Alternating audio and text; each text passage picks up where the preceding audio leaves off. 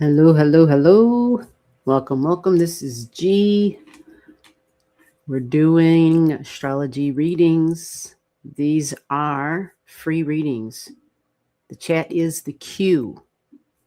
Get your digits to me: birth time, birth date, birth city, birth state, birth country, in case I don't know exactly where you're located. If you don't have your birth time, don't make it up. Let me know that you don't know the time, and we create a non-birth time chart. It is not as accurate as a chart that has the time. So just know that in advance. But sometimes it gives people enough guidance. So the chat is the cue. You got to get your digits in there. If I come across your name and it doesn't have the digits, I just go to the next person in line. That's how this works. So you got to get your details in there so I can see them, so I can create a chart. Some of you might have a chart already created, already in my system. If I do have you here, remind me that you're in the system. Yeah, I go live a couple of times a week at least between, doing private lives and doing private readings. I may not remember totally may not remember if you're in my system. So by reminding me, it helps to keep the flow going. We try to get to everybody that shows up. This is the goal. That's the goal. Free readings. Everybody gets a speed reading. Sometimes people want me to spend more time on their chart. And if that's the case, I spend more time if they gift the channel. That's the best way to put it. Okay. And if you want to know how to do that, somebody asked already. I said it in the chat, but go down below right under the live stream. There's the Venmo, the Cash App, the PayPal. You could send a gift to those payment apps. All right. So first one up is Biddy 13. Biddy was the first one here. So Biddy is going to be number 1. Is there anybody else that has their digits ready to go? After Biddy, I see hello, Siesta Star. How are you? We need your digits. I see DI 9875. How are you? Yeah, you knew my name. How does this work? Oh, you haven't been to the live stream before? Ah. Or maybe I said my name somewhere here. Whatever. All good though. Yes.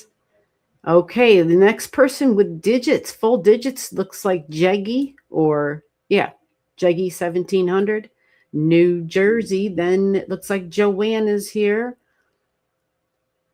Yeah, so you see how it goes? We just go in order. Yeah, Joanne, I know, right? I think I've seen your name before here. Yeah. Sometimes it works, sometimes it doesn't. I was thinking I was going to be live earlier. It just didn't happen until right now. So maybe that works out for somebody in specific, Romania. Just found out that I am born 2 days and 17 hours before an eclipse, a solar eclipse. Well, if I don't have your digits, yeah, I see them there. All right, so that would be September 19th, 68, 6 o'clock, 1800 hours. Excellent. Love looking at new charts. That's always exciting. Okay, so let's get to work so that we can make this happen. Remember, this is kind of like the ministry of this channel. It is really to help people. It's really to hand you the knowledge back into your hands, which is your chart. It's who you are. All right. So with that said, let me explore. Let me get a chart on the screen. Biddy's up first. Let's pray to God that this is all working. Or pray to whoever you want to. You get my drift, right? We're asking, can it just all work seamlessly? Okay, let me get that thing off of there.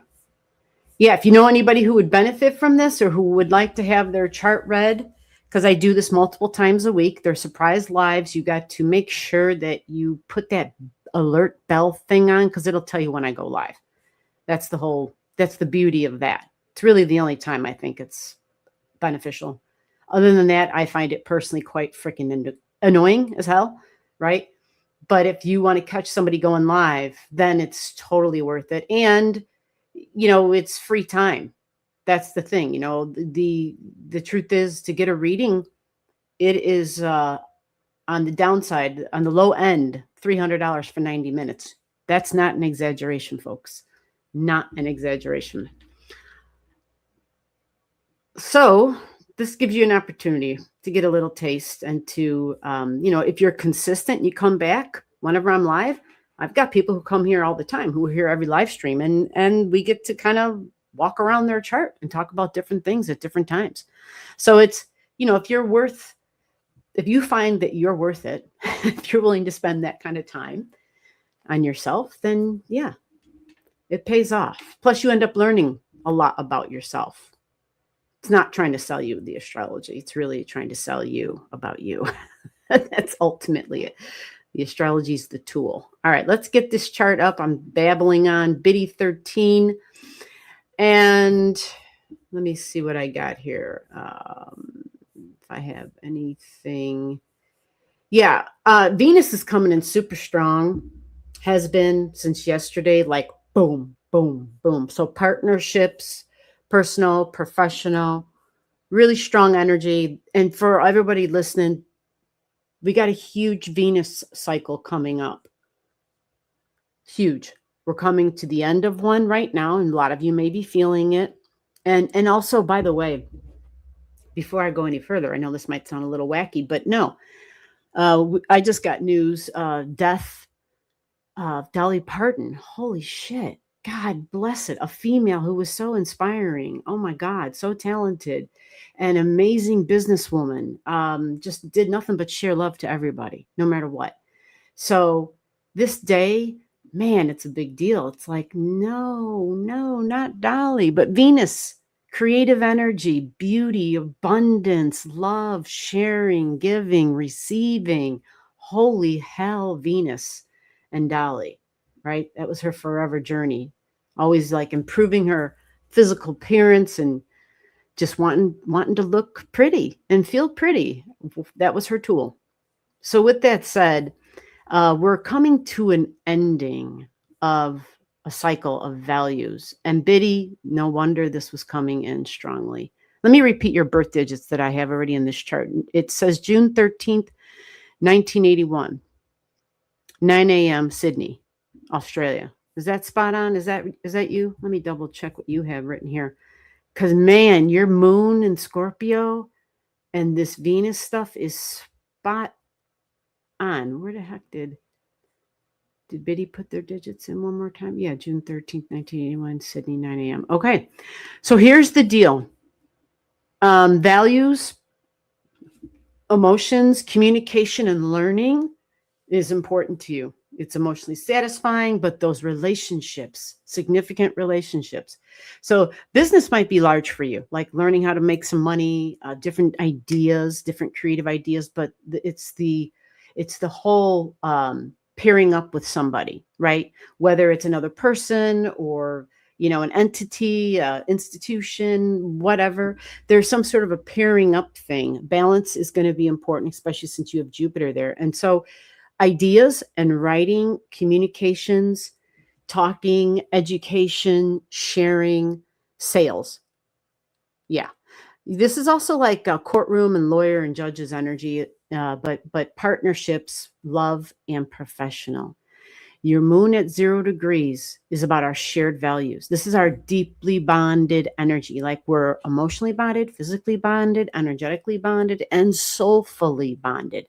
So for you with the moon in Scorpio at 0, other than the psychic stuff, which I believe I've talked about before, if not unbelievably psychic, getting knowledge and information of stuff about things that nobody told you about, you'd have to be really cautious.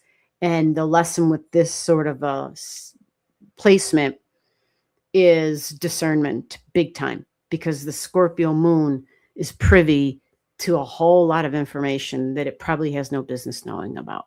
The difference is, do we talk about it? Do we verbalize it? Do we share it with others when we had no business knowing the information to begin with? But because this is the energy that can penetrate others' energies, others' minds, intellect, siblings, coworker, people who are friends, right? People who are in our like vicinity type of energy. The Scorpio is energetically probing all the time. It just is. That's its natural state. So, values, my love, our love, attachments, our assets, insurance money, inheritances. Like, this is where people's ears start to perk up when we talk about inheritances and values. This is a strong connection to your Mercury. You have a retrograding Mercury in the 12th, which absolutely knows things in advance and gets information. History, the past comes through strongly family and ancestry, lots of trauma, lots of stuff from a long time ago. Severing and ending is very much what's happening. So you're going to be changing your values in terms of family and home. This may have to do with property and where you live. Maybe inheritances is part of this, but with a Venus doing a retrograde, it's not, that's a small part of the story. I mean, that's huge, but the Venus is rethinking who and what she values, who I love, right? What is mine? What is ours? That's key here. Ours, our shared energy, our shared assets, key.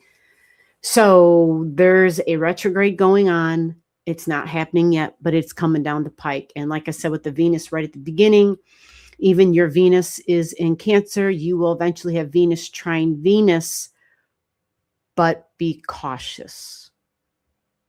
Because when the Venus trine Venus happens, you're not going to be in the correct space to make big financial decisions or big decisions about love and money until after December. Like we're halfway through December, I think it is. Halfway through December. So like maybe December 16th and on, that's when you get the green light. And so this has to do with the history, the past, the home, the family, nurturing, mom, emotions, empathy, and probably property might really be a thing here. So whether it's my ancestry, my family comes from the other side of the pond or whatnot, or I'm hooking up with somebody that's kind of the wrong word, hooking up, but someone from the past, someone may come back. Now, remember, when I talk about someone may come back from the past, a past love, it could ignite a new love within the love you already have, right? Like, oh, wow, that's what it was like when we first met type of thing. Or it can literally be someone you haven't seen in a long time resurfacing. Does this mean it's forever? No, it does not. It means to make no major decisions until after the date that I gave you. That is with love and money. Okay. All right, Biddy, we're moving on. And we are going to, oh, thank you, Joanne. I see you sent the channel a gift. Thank you so much. We will get to you. So next in line, who did I say was after Biddy? Because we got to have digits. Joanne, are you? Oh, you are there. Okay. Okay. So Jeggy, are you here? Because your name is the next one up in the queue, JEGGYP 1700. I got your digits here. Wayne, New Jersey. That sounds familiar. Are you here, Jeggy? Peggy? I don't know. Let me know if you're here. And I will create your chart. I will get, okay, she said, I am here. You are welcome, Biddy. Okay. And Jackie, let's see if I have this. Your digits sound kind of familiar to me. Like I might have created that before, or I've seen you here before. Oh, right. It looks like I have you. Let me see if this is right. Let me see if what I have is spot on for you. I have a cat in the room that fell asleep in the window, which is wonderful. But she may want to leave in a minute. You never know. So November 29th, 1999, 5:28 a.m., Wayne, New Jersey. That is the chart that I have. Let's get that on the screen. Look at that. Oh, my God. Things are just going so smoothly. It's insane. I'm loving it. Okay. So remember, these are all free speed readings, okay? Unless somebody leaves a channel gift and I spend more time on their chart. And let's go. So, Jaggy, what's coming through for you first and foremost? All right, another moon at 0 degrees, but I'm also hearing Mars. What's up with Mars? Oh, okay. So, Neptune and Neptune, okay, the physical body. Okay, interesting. Could be neurological, nerves. Pretty smart, right? Aquarius energy in the 3rd house, Shazam.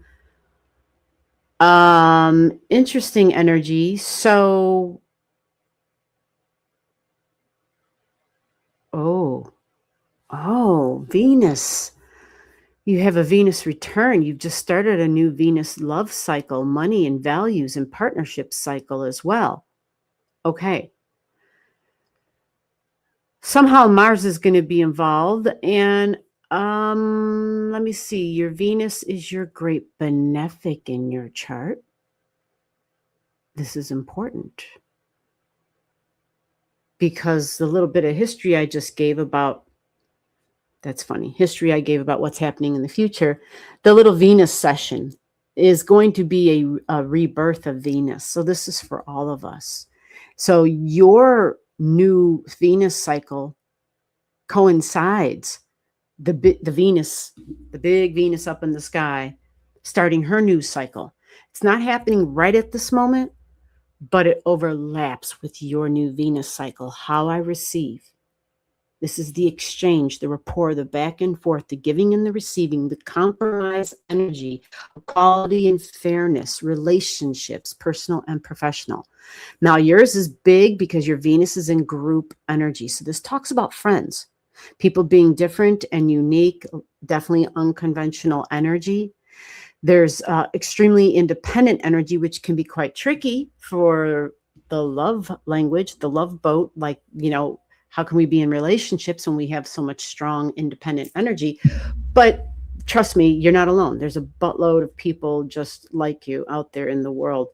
There's an interesting, let me see when this Venus is going to get here exactly for you. Let me change this. You know what? Let me do something different for you really quick. This will kind of really quickly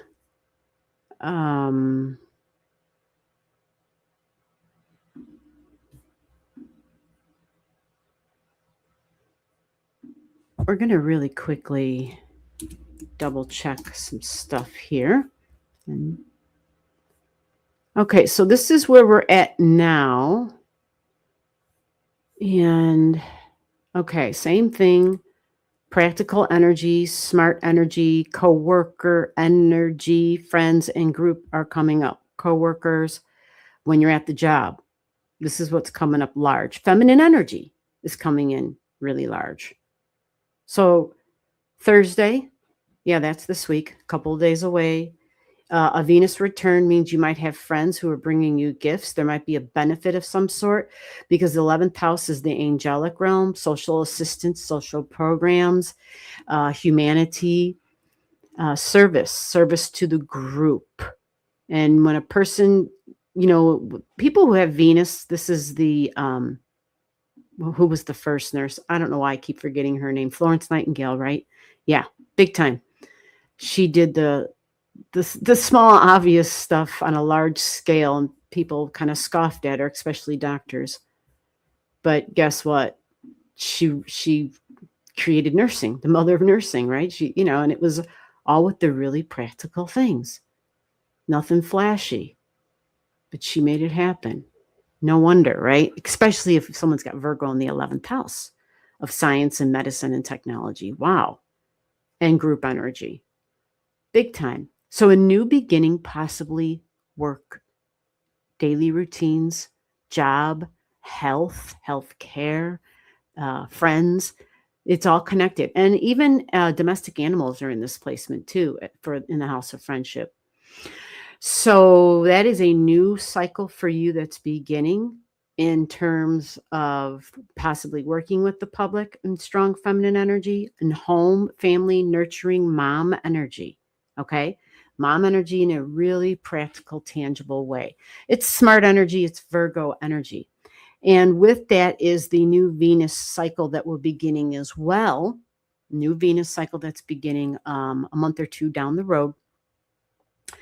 And for you, you're going to have to make sure that you're not making any major decisions in terms of significant relationships. So the friendship group energy, the friends that become more than friends in the group energy. This can include, of course, the professional partnerships. Because we're going to go through this new cycle of rethinking things, we're wondering, right? Is this worth it? Is this a long-term person? Is this a long-term project, a long-term thing? What good is this going to do me? What am I getting out of this? Is this sucking the life out of me? Because health is a big deal here. Health comes up strongly. So it can just be your health, the health of the pets, the health of your friends. It can be literally the health of the job itself. Like, is this industry going to be around any longer? Because in this other chart, it shows that Virgo-y health stuff in the placement of technology. And God knows, right? They're trying to throw everything on technology's shoulders. A lot of that's backfiring. But at the end of the day, just keep in mind, if you're rethinking things in terms of work and friends, friendships and group energy, for the long term, your values and money, again, Venus is coming in strong today. Wait until after December or the halfway mark through December before you make any major decisions. The physical body, which means an appearance. Something may appear healthy, but may not necessarily be healthy. Something may appear youthful, but may not necessarily be youthful. It will appear desirable, basically. Alluring and desirable. That is going to be very strong, intense energy. Just remember to be smart and think first, and don't make any big decisions until it's time, till the time is right. All right, Joanne, you are up. Are you here, Joanne? Joanne said, so glad I caught the live. Yes, Joanne, we're here. All right, so after Joanne, it's going to be DI9875. And thank you for telling me I don't have your chart. Excellent. And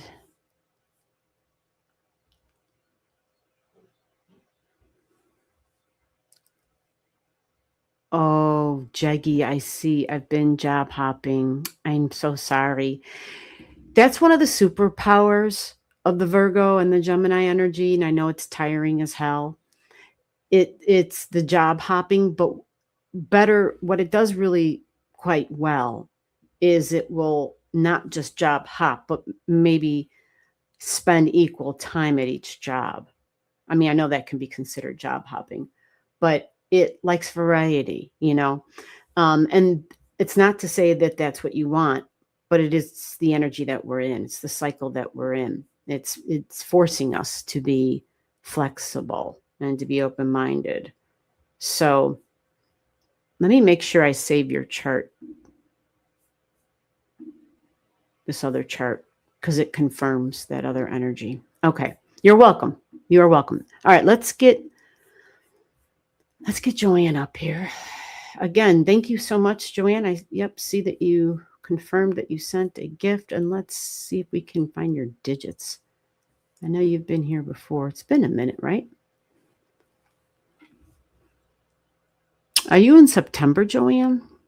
No. Are you June? Joanne 369? Let me see. I might have a lot of Joannes. Yeah, I agree. It's tiring. Yeah, Joanne. So Joanne, this says Joanne 26. Okay, Los Angeles, May 26, 1977. Let's get that on the screen because maybe you're a different Joanne. I have two other charts. I have two other Joannes. Holy crap. I didn't realize that. Huh. Oh my God, neither of these are you. All righty. Interesting. Okay, so let's create a new one for you, or a new chart for you. And we're going with Joanne 26. And we have May 26, 1977.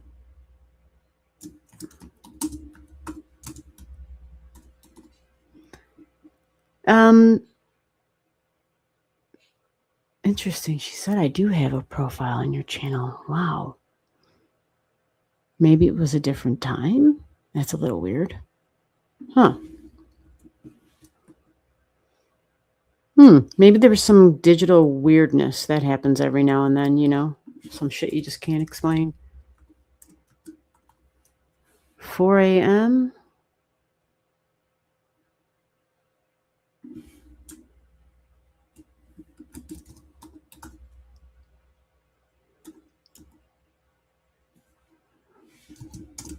So Joanne, since I didn't see if you gave me a specific thing to focus on. You sent a channel gift, so I want to kind of make sure that I focus on what you want me to focus on, unless you're like, gee, just tell me what's strong, what comes through. I can do that too.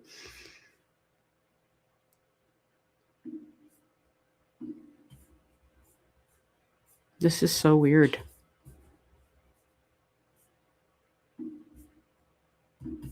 Let's get this on the screen. There we go.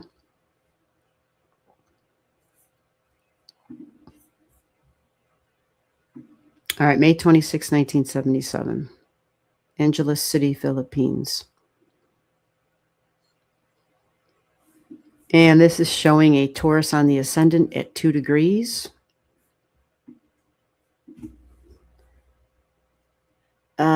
Sun sign is a Gemini, but the moon is in Virgo.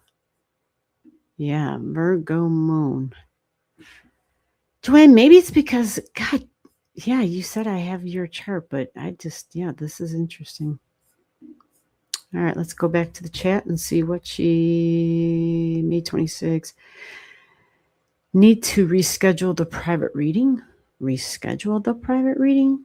We would have to first schedule before we could reschedule. Oh, Juggy, Saturn in the 6th. Yeah, that definitely doesn't make life easy. Well, I'll tell you something. Juggy, your chart shows that Saturn is your malefic. It's your great malefic. That's the thing. So it's extra burdensome, extra heavy, makes you work longer to get what you want, to get the recognition and the reward, okay? Joanne?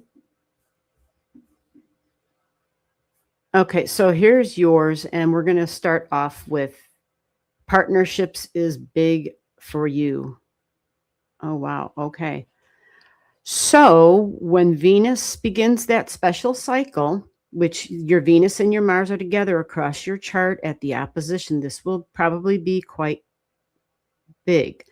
Okay, so just like the other chart, Saturn is also your great malefic. Okay, that's good to know, which means Venus is your great benefic. Nice. She's beginning a new cycle. She's ending a cycle right now. So many people are already in it. So many people are already like, I'm done with that. I'm done with them. It's time to move on, time to let go. I've outgrown that, whatever it is, whatever that bonded energy and attachment energy was with the Scorpio energy. The beauty of the Scorpios, we grow, we elevate, we change, we evolve. So values, and look, it's right on your 7th house cusp line of partnerships. So it's going to be in the 6th house and the 7th house for you, right? This is where you're rethinking partnerships, day-to-day routines. This can be domestic energy, can be in the home. You have this North Node here in Libra, which is focused on group energy, but it's also different and unconventional, okay? Authority figure comes strongly forward. So Venus can be tricky. And with her new cycle beginning, hopefully she is rethinking things in a way where she's focusing on balance instead of perfection. This is what I'm hearing right now very strongly. Focus on balance instead of perfection. And change. Now, you have a Pluto at 11. So there's a lot of authority figure energy here in your chart. Your Saturn is at 11. You have a lot. Your Jupiter is at 11. So ching, yeah, bing, bing, bing. You have this beautiful marking in your chart, which is similar to what we have astrologically going on, which is the bucket, that's the big bucket up in the sky. Well, you have this always going on in your chart, and it's going to get activated. It's going to be activated multiple times for you, starting, if you're already in the cycle, but it's going to go from now all the way until December. And for you, ooh, this is a big deal. So it's values in money and income, what I'm learning, and maybe if you're publishing or teaching, but it's the rapport of information coming back and forth. It is Jupiter, so this is like a wise wisdom energy. Can be judges, can be courtrooms, can be lawyers. Just keep that in mind. It can't have a spiritual tone to it because that's Jupiter. It's Saturn, which is work and children involved. Remember the number 11, the group energy and the authority figure. We kind of got to allow people to be independent and authentically themselves. And the only way they learn that is for us to step back. So that can be hard because Jupiter definitely likes, it's very confident energy, first of all. Okay. And sometimes it's confidence in the way it comes across and communicates, Jupiter and Gemini. It may overwhelm other people, and it may overwhelm them to the degree where, like, either when you're communicating, you may come across in a more authoritative tone than you realize. It may not be your intention, right? Or there may even be a little bit of duality there, right? Where one minute you come across this way and another minute it's this way. There might be, where it's like, geez, I'm not really sure what that person meant by that. They said it could be meant multiple different ways, the meaning of something, because you have this really powerful trine between your Jupiter and your Pluto. And this is part of this configuration you carry all the time. But the difference is the Venus retrograde stuff that's happening, that's going to start happening, the ending of a Venus cycle, the beginning of a new Venus cycle. It's going to trigger your hidden values, your subconscious values. Now, because your Venus and Mars are connected together, this is really there might be some things here where ego and pride, even narcissistic ways, not to say that these are things that you demonstrate, but because Venus will be very focused on what is desirable, especially October and November. She'll be really focused on that. And that's what she'll want. And she may even be a little overconfident, especially in your chart with the Jupiter, a bit overconfident about what that is and what it should look like, what it should sound like. So when it comes to desires, and this can have to do with relationship energy and love, but also money, okay? Keep in mind that the hidden desires and the pride and the ego energy might rear its ugly head during October, November. And you might feel like things might get a little out of control even for yourself if you're not aware. There might be people around you that might bring you down to earth to remind you, like, hey, what? Like, relax on that. That might be a thing because your Jupiter in Gemini is big, bold, confident, right? So it's going to communicate. It's going to communicate. And usually that can be a really nice and fun energy, but scattered, it can have moments of being very scattered. All right. And definitely focused on the one-on-one stuff. So your dates on this is actually going to be pretty important for you because of the connection with your Venus and your Mars over here, especially if you're looking to get into a relationship or if a new relationship kind of enters the scene, because fated energy is also going to be involved for you. It will also trigger your north and south node, which really, it's really not right to call those fate. That's really kind of like the node of destiny in a way. And it will trigger a superpower for you. And being independent, being a leader is one of your superpowers. Maybe a little dramatic, creative. And so again, some of the fun for sure, but very physical possibly. It's hard with a Mars in the 12th with physicality because Mars doesn't do good in the 12th house, but it's connected to aesthetics, something that's beautiful. It's artsy energy. All right. So desires, money, value, and Venus, and a rebirth, and it triggering the second house of income and money. So the timeline on this, let me jump forward for you on this. Okay, so here's some dates to be aware of, because it happens not once, not twice, but 3 times for you. That's because Venus does a retrograde.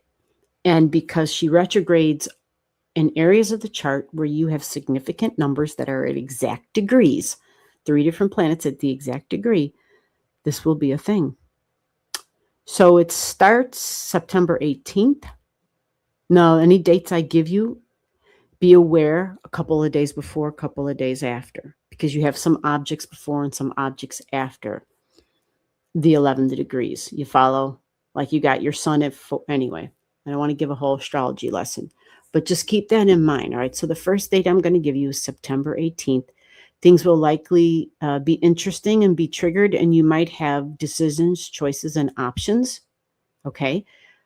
We're asking for more time. Okay. Before you make a decision. What's interesting is Vertex, the node of fate, will also be involved here at this time. Oh, Lord, this is a tricky period for you, unless it's not. Either things are just like so crystal clear and spot on, but again, I would be cautious because you're going to have options and choices here. It's going to have to do with values. It might even have to do with travel, short trips and journeys, but even long trips because of Jupiter. Your Venus then goes over the fated energy. So we're going to say September 18th to September, to the end of September, even further, going into October. Yeah. Wow. Okay, because Venus does a retrograde. Interesting. All right. So yeah, September 18th to about October 3rd. If you don't have to make a decision, then don't. And if you do have to make a decision, like you can't delay it, then seek out professional help for whatever this is for. Relationships, this can be contracts because it's a Venus in Libra. So contracts, professional partnerships. Again, it can be the lawyer and law energy, or it can just simply be hiring somebody to do a job. It's domestic energy. It's in your 6th house. So yeah, maybe it's just, something simplistic, but just be careful and have somebody look over the contract, okay? That kind of thing, where we're having 4 eyes instead of 2. So that's your first date where something big and powerful gets triggered. And then the next one for you is going to be, where the hell did Venus go? All right, let me flip this one.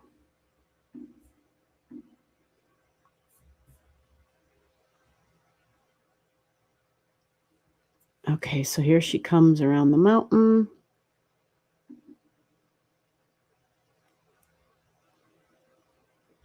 Yeah, I feel like this partnership thing is it's going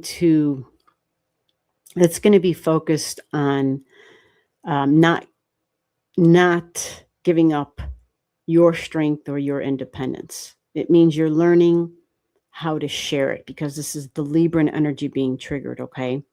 You're meant to explore what happens when you consider somebody else's perspective, okay? So the lesson becomes richer when you approach this as the we energy, WE, part of a team energy, when you co-create rather than conquer, okay? Your growth will come through and comes through relationships. It's about business and friendships and community connections, okay? Give and take will be vital. especially if you feel tempted to just take charge and do everything yourself. Remember that leader energy you have with your Aries, right? Yeah, that's supposed to be used like salt and pepper, or salt, very sparsely, okay? You pull it out when you need it. But if you're doing that too much, then other people don't have the ability to step forward because of that abundant confidence and strong leadership qualities, okay? So that's in that energy, domestic energy, personal, professional. Home can be part of that, okay? So the second date, yeah, let me back it up again. It keeps jumping forward too strongly. That's going to be,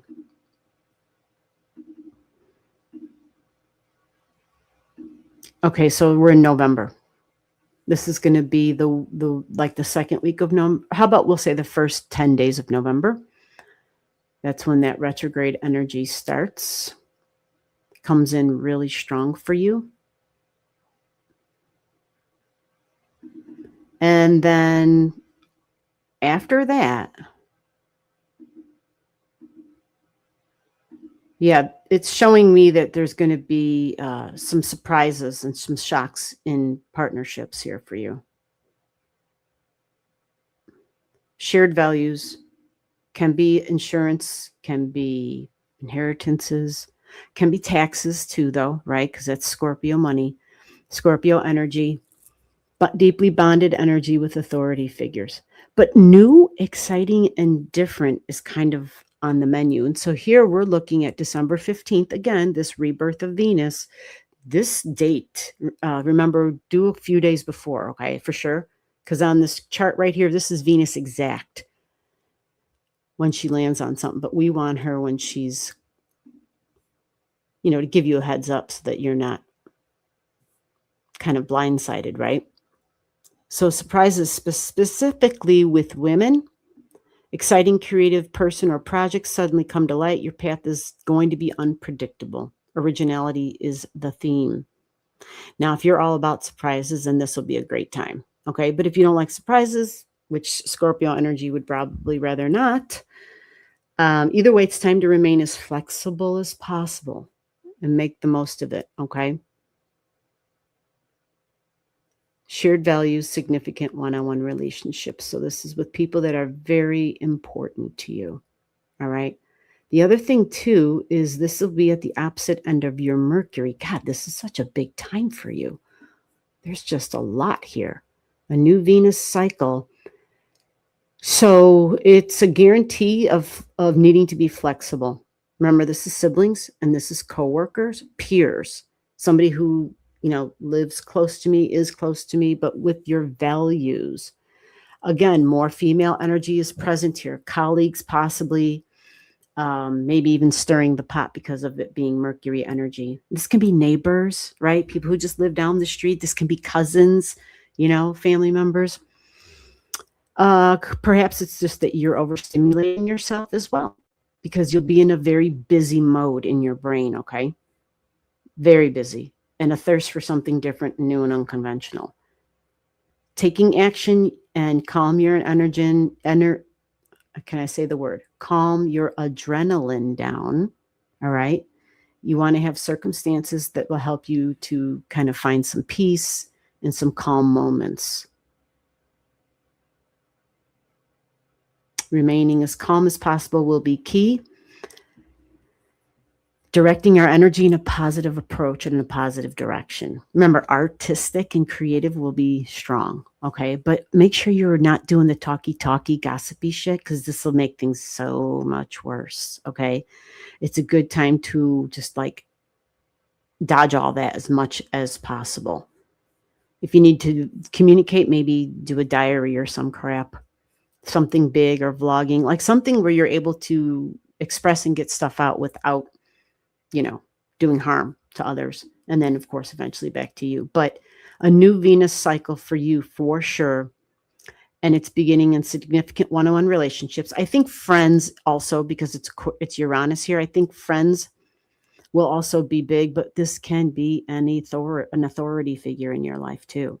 So if you're working for somebody, or just somebody you look up to, it could possibly be someone that you're related to for that matter too. Okay, so it's a new cycle, and we're focusing on the long-term stability, the long-term goal, not a short-term thing. Because remember, this Uranus energy and Venus touching it says, ooh, flashy, shiny, new. And that's how Venus will just be like, woo, all of a sudden she's happy and excited and wants to be like, yes, let's do that.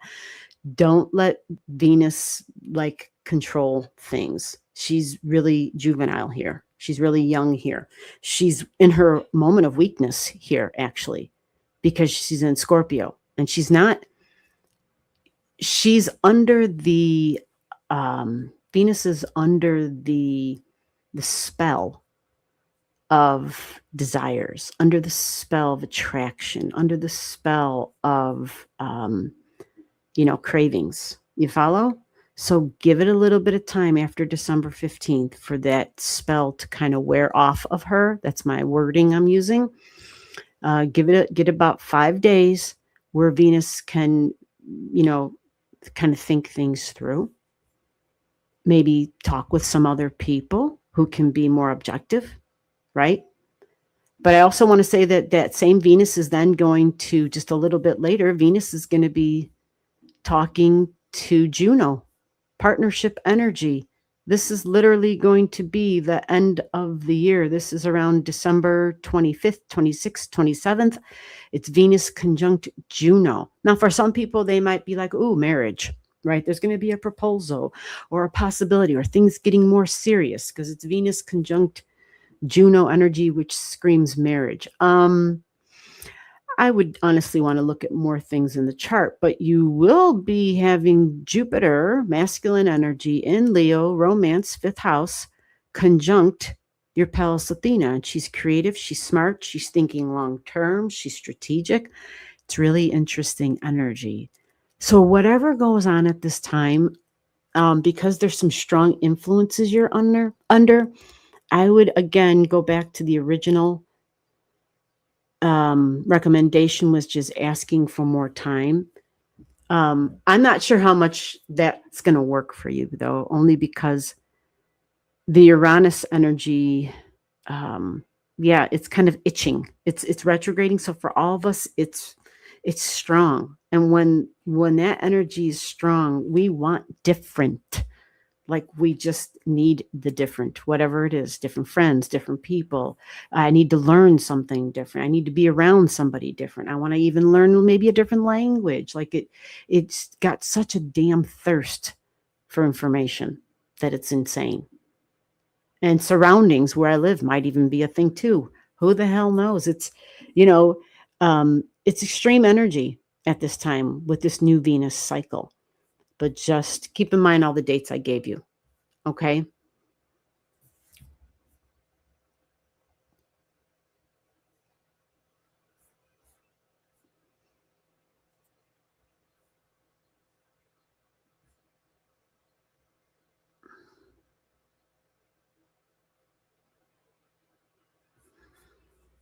All right. I hope that makes sense for you, Joanne.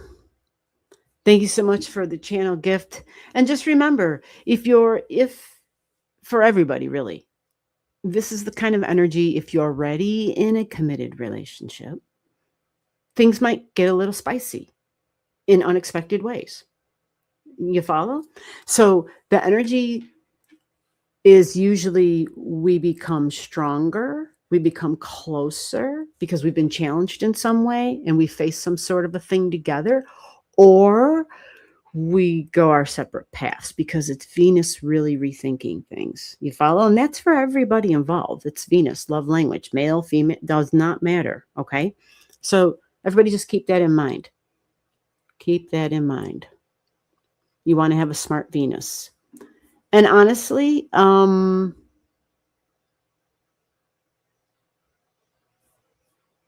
right, because it's your Venus and your Mars together. Oh, okay. Yeah. Well, maybe that'll be some, who knows, some sort of a new beginning And I got this hair that's driving me crazy in my face. Let's get that. There we go. Okay, so Jeggy, we're all done. Joanne, we're all done. Oh, DI, are you here? This is DI 9875. These are speed readings. The chart I just read for was a little bit longer of a reading. That person had sent a gift to the channel. They wanted me to spend more time on their chart, so I did. For those that don't send a gift to the channel, we give everybody a speed reading, okay? And next up is DI 9875.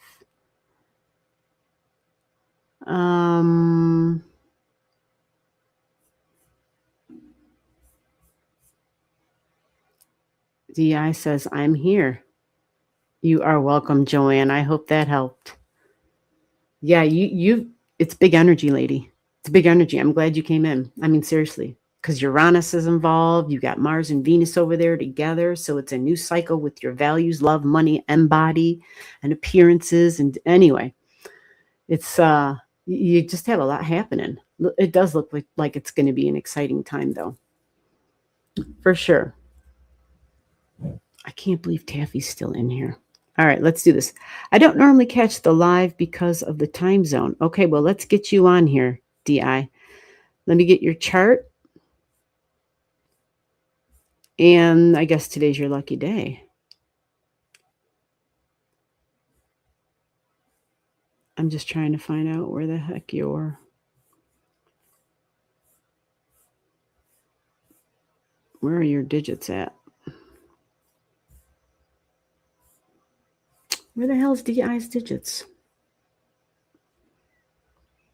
I've been oh, that's Peggy or Jackie. Oh, there they are. Okay, let's get these up here.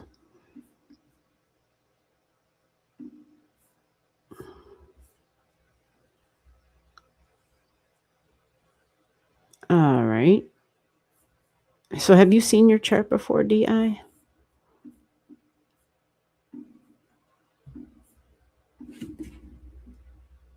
So September 19th. Let's do this first.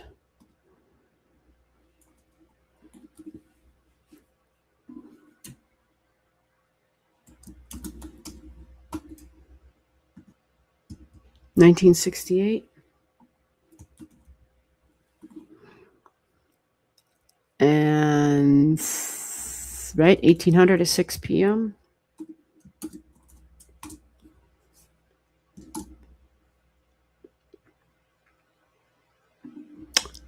Galati. Yeah, you are in a different. Well, actually, I don't know where you are right now. I'm just looking at your natal chart. Born in Romania doesn't mean you're still there. But I think we're about 7 hours apart or something like that with Romania. All right, so if you've seen your chart before, let me know if this is you. This is showing Pisces ascendant, 23 degrees, September 19th, 1968, 6 p.m. And that gives you your moon, which is a Leo moon at 21.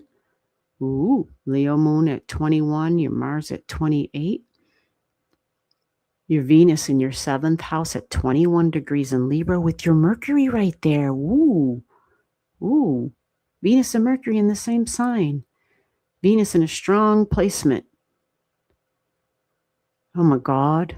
Uranus at 29 degrees in Virgo. Holy hell, what is that like, living with that? Damn. Conjunct the vertex. Oh, wow. Okay. Interesting. Huh. All right. Lotta. I was just going to say, look at the one side of the chart. Bam. With the big kite and Mercury and Venus at the top of that kite there. And Spica. And Pallas Athena. Holy crap. Is this you? Is this your chart? Good God. That's something. And honestly, I feel like you need all that Aries energy over there in that first house to be loaded up like that to balance that chart. Holy crap. That is something.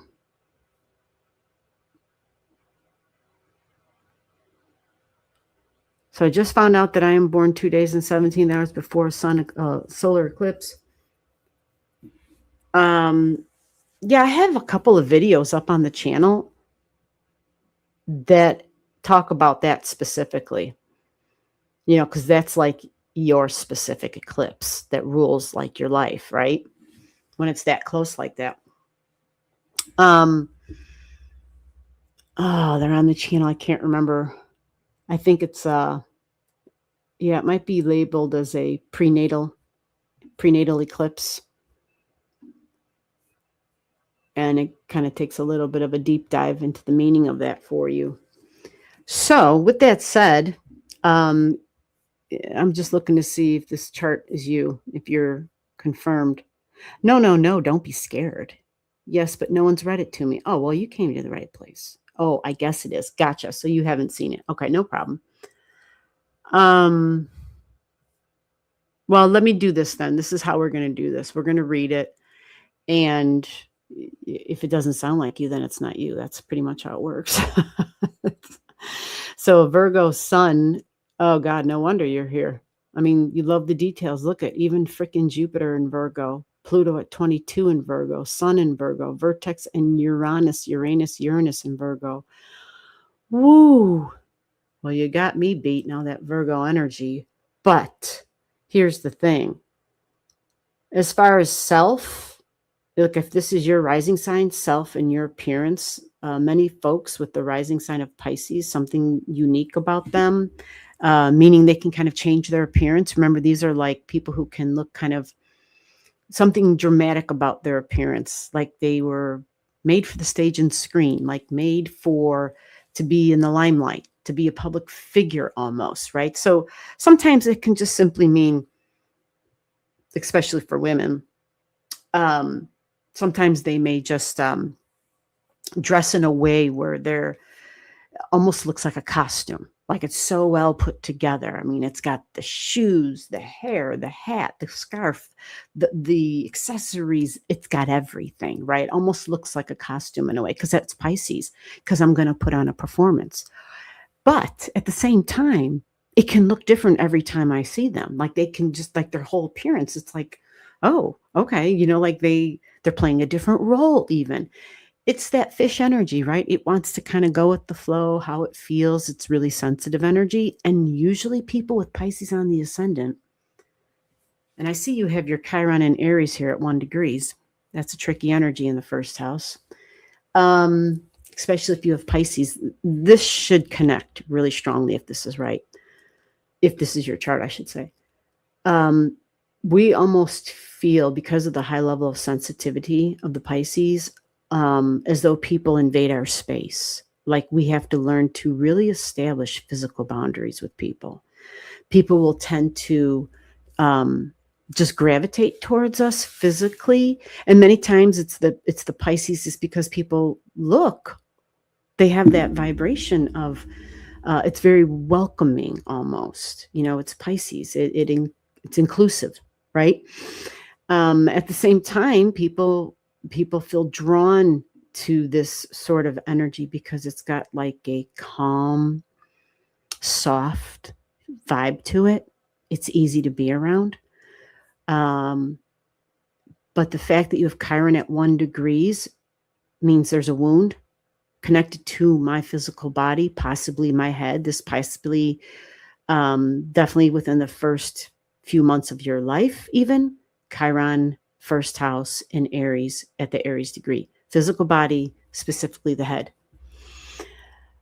Let me see if you have anything angling that.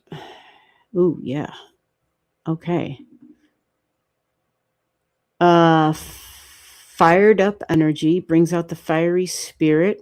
We might react into fights, being overwhelmed by passions. Okay. And my right to exist would be a thing. I will add here, though, that you have Hercules right next to this wound, which says this person may use their injuries, their wound, and see it more of a spiritual lesson, especially with Pisces energy on the ascendant, or they just take it up another notch. Even if it's not the word spiritual, they use it to inspire others in some way. Okay. Sometimes people hear spiritual and they think religion. It doesn't have to mean that at all. Plus, you have Saturn in the first house in this chart, and that definitely would create slowdowns, possibly limitations with the physical body in some way. And maybe it was just, who knows, maybe it was teeth. Maybe there was something with the teeth and with the bones, the spine even, in the first year of life. Slowdowns in some way, possibly. Okay, with the Aries energy, my ability to just get out there and attack. This is a soldier. This energy is a soldier. It's the Marine. They're impulsive, impatient. The first one out, they get easily angered.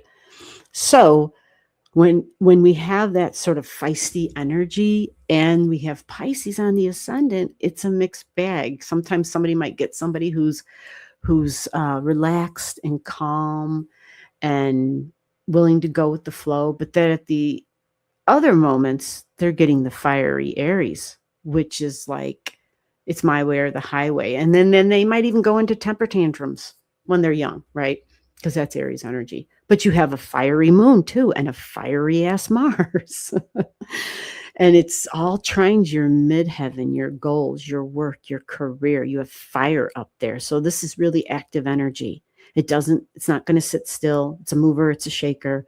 A need to be acknowledged and recognized on a large scale is probably likely here, especially for your efforts. It is very performative energy even, but spirituality comes up again. Leadership qualities, wise, wisdom. Again, doesn't have to be religion necessarily, but wisdom and seeking truth and like the ancient knowledge. Sometimes it comes across as traditional religions. Wow. That's a whole lot of breath I just exhaled. The details, all this Virgo energy. Health is Virgo stuff.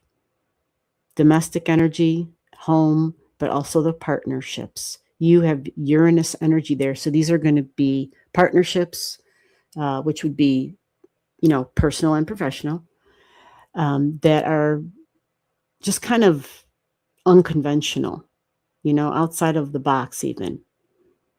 Now, your superpower is relationships and your beliefs about the equality and the fairness within those relationships, the balance, the beauty of partnerships. And again, like everybody else so far, the Venus retrograde, the new Venus cycle is going to be interesting for you. You have something at the exact degree as well. So far, all of you people that have come today have something super significant on this Venus thing that's going to be happening. So thank you, Venus, for giving me the heads up. It's a Mars day. Normally we would talk about Mars today, but no, it's all about Venus. You all have stuff that is very pertinent to the Venus retrograde, and it's partnership energy. All right. Personal, professional.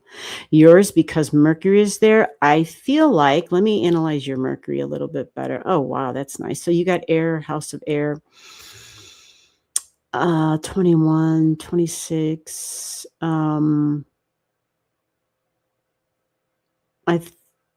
think because your Venus and your Mercury are both in Libra, they're both in air. This is a big help. Plus you have your moon, which is also another big help. It's an exact sextile. So you have a lot of assistance here. What the difficult is all the red in the middle of the chart. You see all that red, that big red line going from left to right? It's myself. It's the me versus the we energy. That's that big red line. And what's difficult in your chart is, even though, the seventh house is about partnerships and you have Uranus there, and that's really independent energy. So how do we do the we thing when I even have solo independent energy in the seventh house of partnerships? Super complicated, right? Super complicated. So I get a lot of people who have that. It's hard. Saggy energy in the seventh also is hard. These are freedom-loving signs, freedom and independence. Now, when things are going good, they're going good. But when they're not, these people need to break away and break free. And they feel like they're going to they just got to crawl out of their skin and get the hell out and not be recognized by anybody sometimes. Like they just need to, I don't want to use the word escape, but yeah, there can be some escape energy in there. They just need to be solo for a little bit. And that doesn't mean they have to break it off with somebody or divorce somebody. It just means I need to figure out something that will satisfy the independent needs that I have. The need to explore, to seek, to search with that Saggy in the 10th. Woo. Yeah, that will be big for you. Doing that professionally would be great if you could do that. Those people are interpreters. Those people are the Zodiac seekers and searchers. They are the adventurers. They are the adventurers.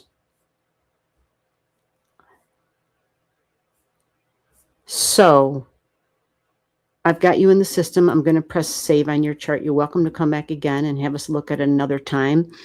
Again, the thing is if that chart made sense for you, if it sounded like you, there's a whole lot more for sure that has to be unpacked, but your superpower at the end of the day is partnerships, because that's where your South Node is.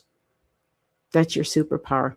The only difference is that it's a battle between self, the me and the we thing. But I think you're going to be fine for the Venus retrograde and the communication stuff that's going to be coming up, because you have so much support built in natally in your chart.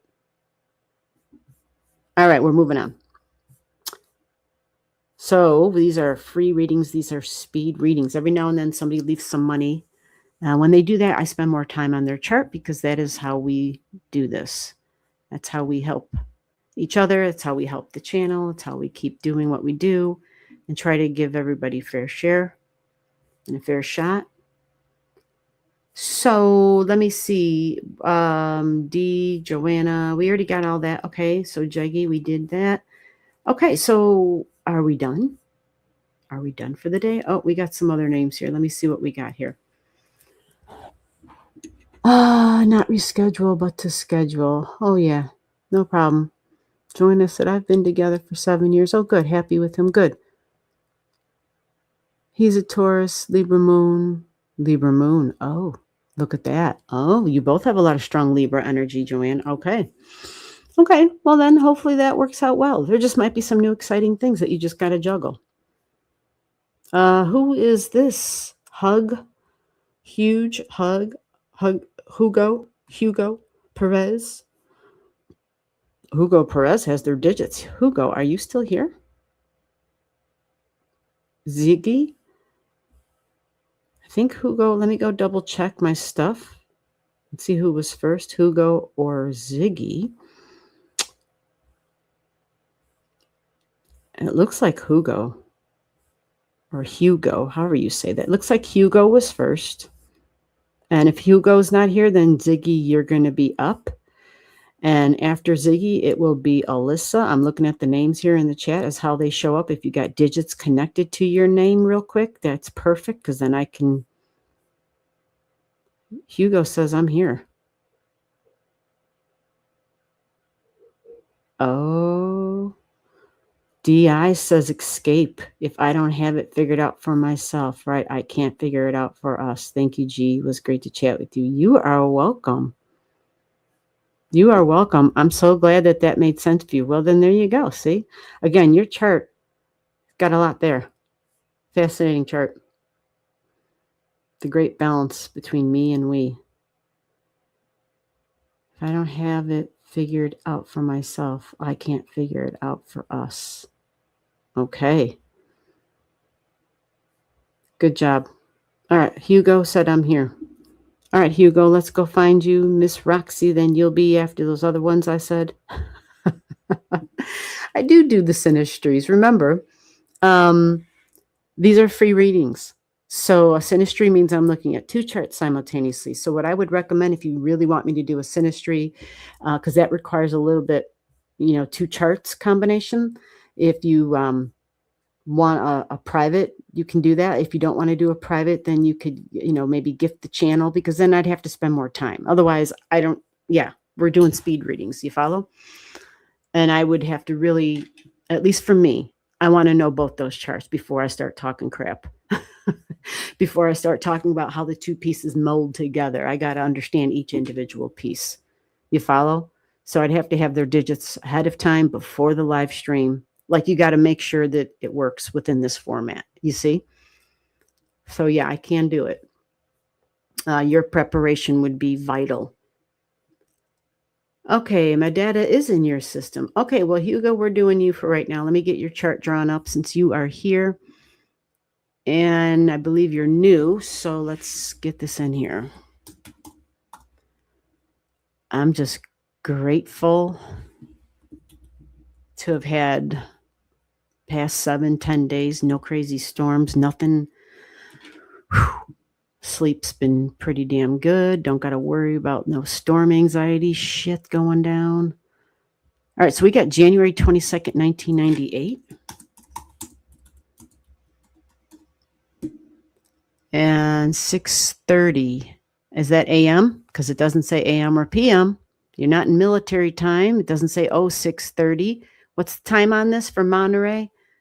Just like give me a AM or PM. That'll help me. For Hugo.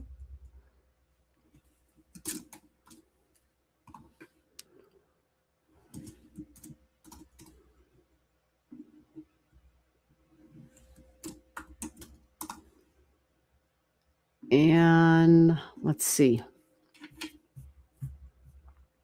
It's a PM. Thank you very much. Oh, man, I hope it's not going to make me start over. Oh, look at that. Have you seen your chart before, Hugo? Yeah, let's take a peek.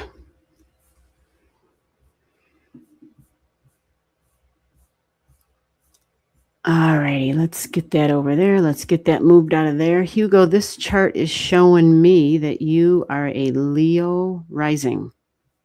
So hair, all about the hair. Leo on the ascendant.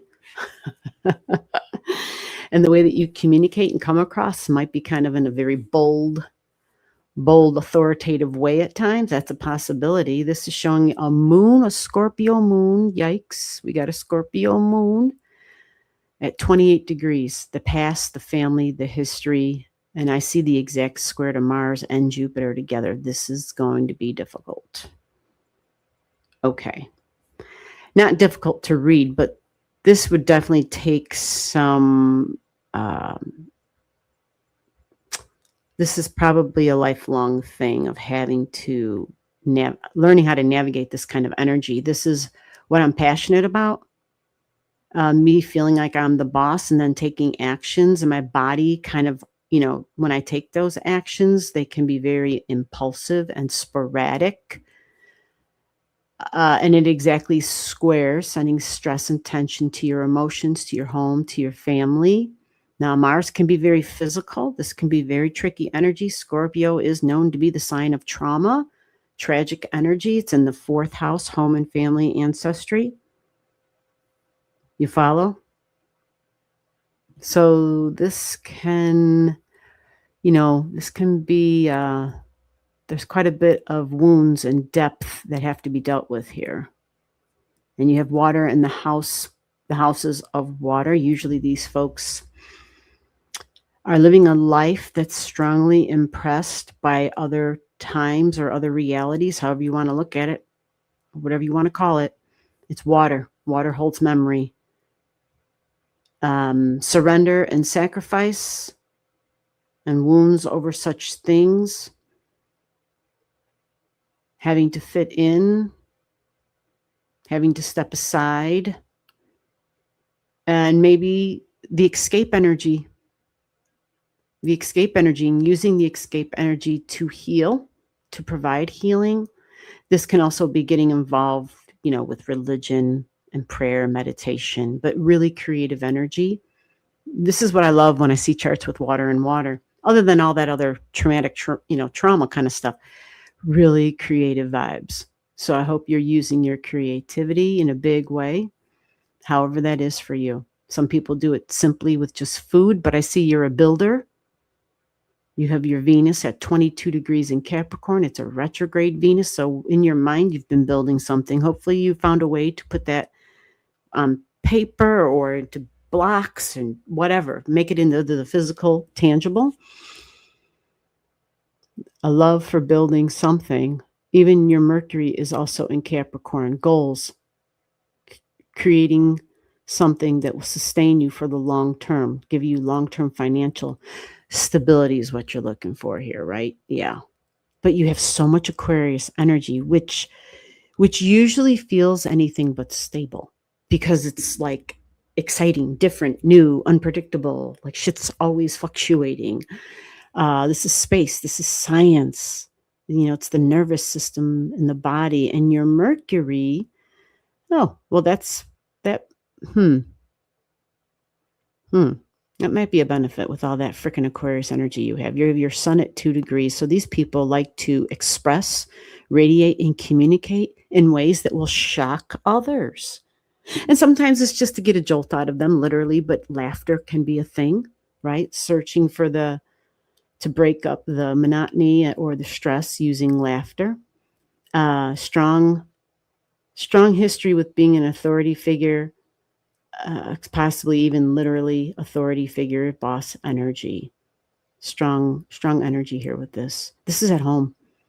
And it can be at work, like the day-to-day routines. It can be part of that. But getting back to this Scorpio stuff and the Chiron here in Scorpio, I kind of have to go back to this. I don't want to make it all about that, but this is kind of a big deal. Your water energy is huge.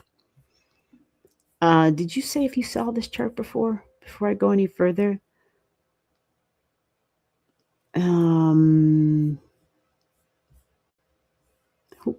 This is the Hugo Perez.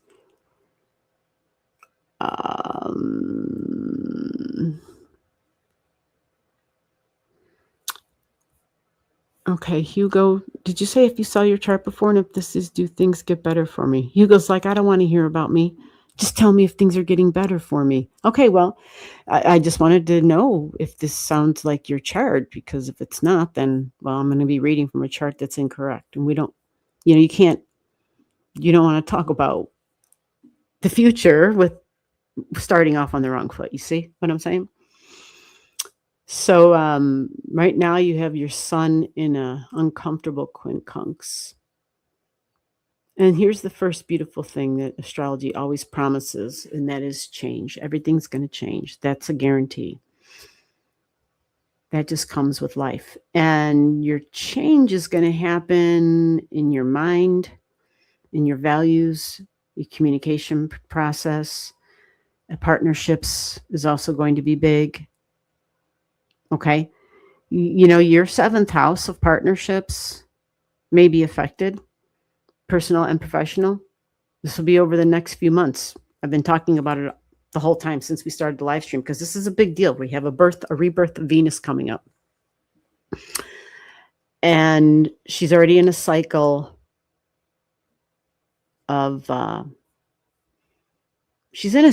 being like, enough is enough, I'm done type of thing, like reprioritizing. So with that said, the Venus in partnerships can be really supportive for you because you have all the air in your 7th house of partnerships. But we are going through changes, and you have some big things right now. And so you want to know, is it eventually going to get better? Sure. But it's not going to be immediately. That's just the reality. You're in a cycle of change on a big scale.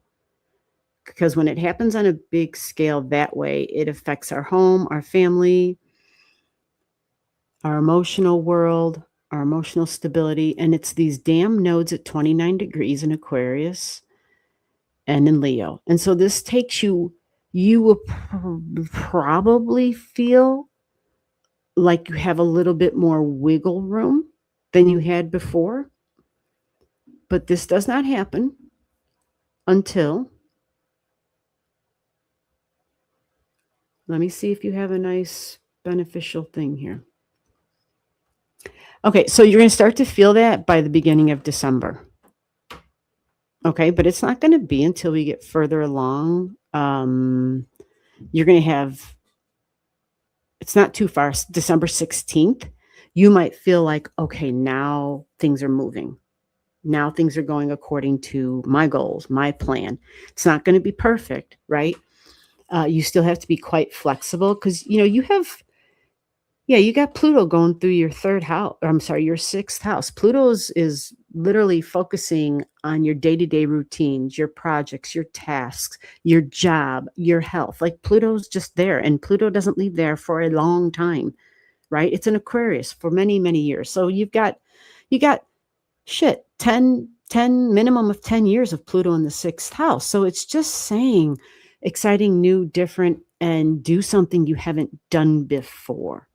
That's what it's forcing you to do. It's making you uncomfortable for that reason. So again, health, work, daily routines, domestic energy, but also professionally, like what I do for a job. All right. It wants you to be uncomfortable because it wants you to learn and adapt and do something different. So there you go. December 16th, you should probably feel a little bit more like, okay, finally things are going according to my plan or my goals at least. You have Taurus at your midheaven. This is a focus. It's very fixed energy, first of all. And fixed energy has a hard time with change. So the bottom line with fixed energy is I am being taught to be more flexible.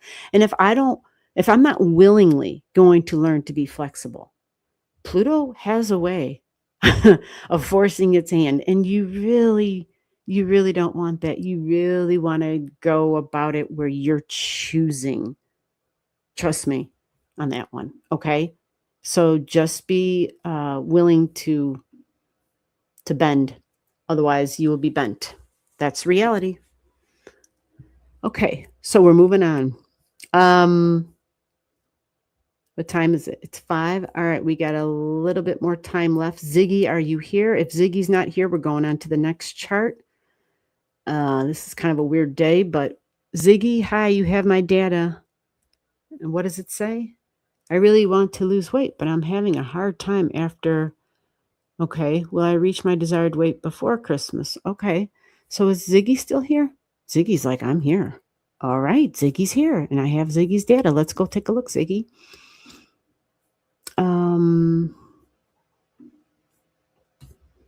Means we're down in the Z's.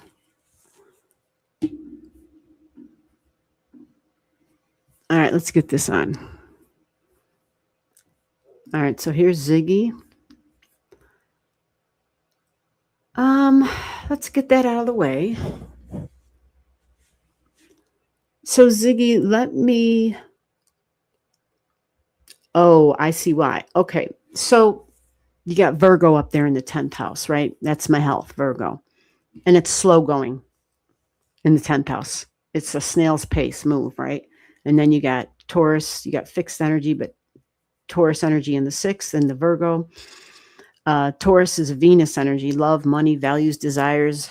God knows Venus loves her sweet stuff, her attachments and her cravings. Now, you, my friend, if this is you, you have a sun at 20 degrees in Scorpio. This definitely enforces fixed and attached energy, but it is attached to the past and emotions.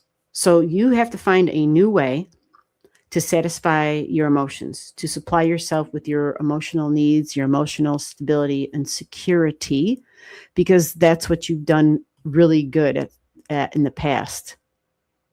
This chart shows that. Nurturing. Okay? That's your superpower. It's just learning a new nurturing language, okay? All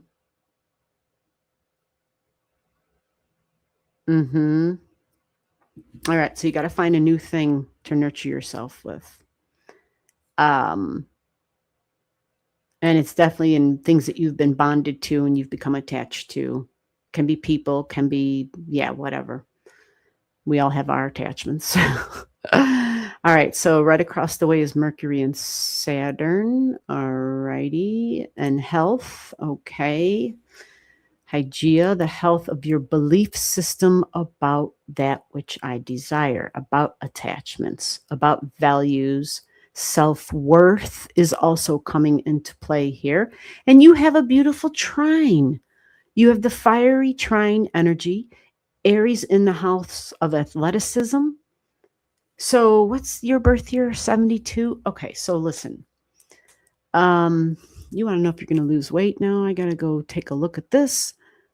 Where's your Uranus going through your 7th? Let me go look at a different chart for you really quick and see if we can get a quicker answer. So you have Uranus in Libra, but right now, okay. Right now, Uranus is sitting in your 7th house. So partnerships and you being your own best partner for yourself is going to be key, okay? That's the only way you're going to make a change, is you making that choice. Yep, it all starts here, then it starts with the gut, and then the body shows us the result. You follow? This is the path. So, all right, so this chart, the Uranus is in Virgo, and it's at the mind degree, which is what I just said. Exactly. It says new and different. I will add, it talks about possibly group energy. Do you feel like you need the support of a group? You may not, because Uranus is very independent. However, it's in the 11th house of group energy. So this means I can be very independent, but then maybe need to check in with a group every now and then. It can be an online thing because it's using technology. I don't know, what the hell that means. I think I have a friend who runs around with her little watch thingamajigger, and I think she has, what is that shit? The Peloton crap or whatever, and they have like a real trainer or some shit. She swears by it. That's her thing. Me? No, that's not my thing. But that is so totally her thing. But yeah, communications, 27 degrees is big here. Partnerships are big for you. So maybe that would work for you. All right, let's go to now. Let's see if you have things that have worked. We're already in August and you want to know by December if you've made a change. Well, knowing that you have the strong mind degree and we are in Virgo season, you have it in you to do that. It starts there in the mind. And right now, let me make some changes here. One more change and then real quickly we're going to move. Yeah. Okay, so you just had Venus trining your Venus, literally, which means yesterday and the day before should have been the day when not only were you focused on your health, because that's the thing, if I'm focused just on weight, I'm probably not going to get to the conclusion that I want. I have to get focused on the fact that I'm doing this for my health and my well-being, okay? I know, that's long-term stuff. But that's where your Virgo energy is. It's in the 10th house. If you want deep change, it says focus on the long term. I'm just telling you what your natal chart says. Okay? That's the recipe in your chart. Now, if you don't want to use that recipe, you don't have to. But then, yeah, the astrologer reads the recipe. You follow? Because your strategy, Pallas Athena, is right connected to your Venus. You see this?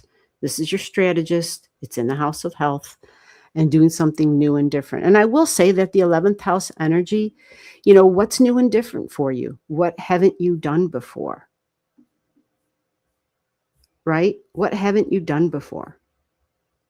Okay? Do something you haven't done before. Try something different out. It doesn't have to be something super extreme. It just has to be something that you will do. But strong independent energy, likely. Now, I think you said December was a date you wanted me to focus on. And so I'm just going to jump over to that real quick and then we got to move on.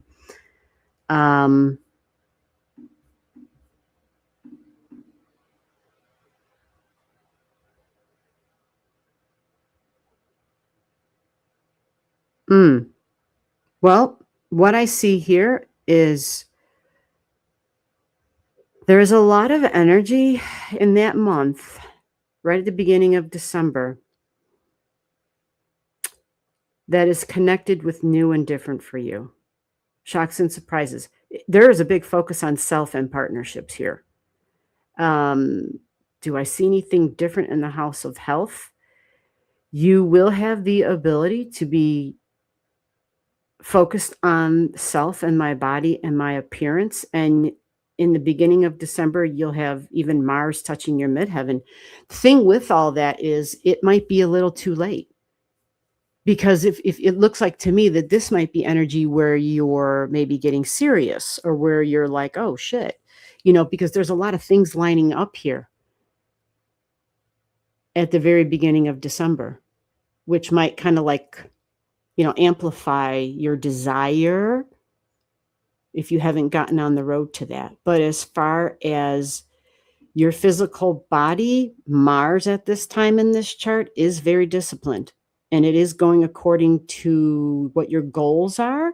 It's following the lead.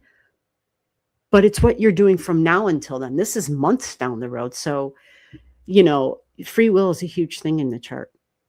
And if you haven't gotten the mind to get itself wrapped around the long-term plan for overall well-being, health and well-being, then chances are no. And that's what the astrology shows. But it does look like that during December, it looks like all of a sudden you're really focused. Focus is a word that comes into play here. And maybe even a commitment and a desire. But Mars at the midheaven is disciplined. But that's like for 1 week. You follow? So it's going to be about the routines and the habits you establish before December. And you have to make the choice. You have strong independent energy, so you got to make that choice. Your free will is very strong. Your mind energy is very strong. So I can't really tell you what you're going to choose to do. All right, whose chart was that? That was Ziggy's. Okay, Ziggy, I'm going to put, I already have you saved in the system. All righty. So I think I got time for maybe 2 more charts. Who was next? After Ziggy, I think it was going to be Alyssa. Is Alyssa here? Alyssa left this at text message. Alyssa, are you still here? Because you're up, but I don't know if you're here. This is July 31st, 1989, 9:30 a.m. Could you give me any advice for an upcoming move? I want to get back to my hometown by January. Oh, I don't know why I made this my goal. Is Alyssa here? Alyssa might have left. Oh, Alyssa's here. Okay, Alyssa, let's take a quick look at this. So these are free readings, folks. Unless someone's left a gift to the channel, these are just free speed readings, okay? Every now and then someone will give some money, which is great, but I do spend more time on their charts, okay? But if you haven't done that, remember, it's a speed reading. And some of these things you guys are, I believe in reading the chart. That takes a little bit of time. Intuitions do come through strongly, but I like for the chart to confirm or deny, because there's a lot out there that is speaking. We'll put it like that. So we're going to put you in here, Alyssa.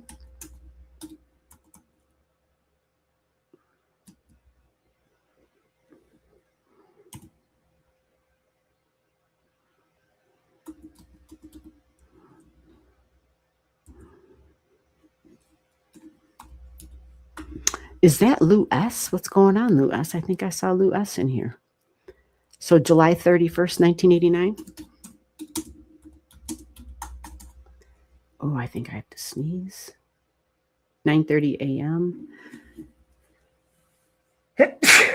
Ooh. All righty.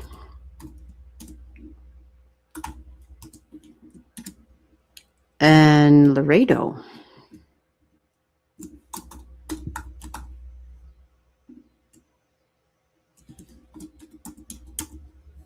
Here we go. Let's get you on the screen and see what we can see.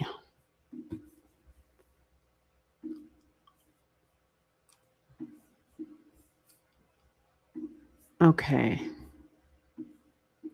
So you're planning on a move. Aha. No wonder. Okay. Okay. So your nodes jumped out right off the bat. That South Node in Leo. Yeah, that means the South Node conjunct. Yeah, that's a big deal. Let me look at a couple other things here. I got to understand you. Partnerships, wanting to get around people that you feel familiar with. That's on your second house cusp line. That's important. So this is a Virgo ascendant at 17. Have you seen your chart before? Virgo ascendant at 17 degrees. And your moon sign is Cancer, home and family. Yeah, you don't know why this, yeah, big time. Dad energy, authority figure energy. Wow. And mom energy is huge in your chart. Your moon's where it belongs, or it's in a strong. Your moon's at home, your sun is at home, father energy, sibling energy, fun, play, childhood. Holy crap. Oh, as I said that, the cat's getting up. No joke. The beast has arisen. What's going on, little girl? What you been doing? I forgot all about you. Come on. Did you hear us talking about you? Huh? Did you hear us talking about the kitty cat? Okay. So 8 degrees, people I am deeply bonded with. It's almost like a homing beacon is going off. Yeah, you've got it in a lot of ways in your chart. You have a lot of Scorpio deeply bonded energy in your chart. And home and family and comfort, nurturing, you have Jupiter at 0 in Cancer. Okay. So moon in Cancer, nurturer. I'm the nurturer, the home, the family. This is a combat and friends. This is connected to friends big time. So does this chart sound like you?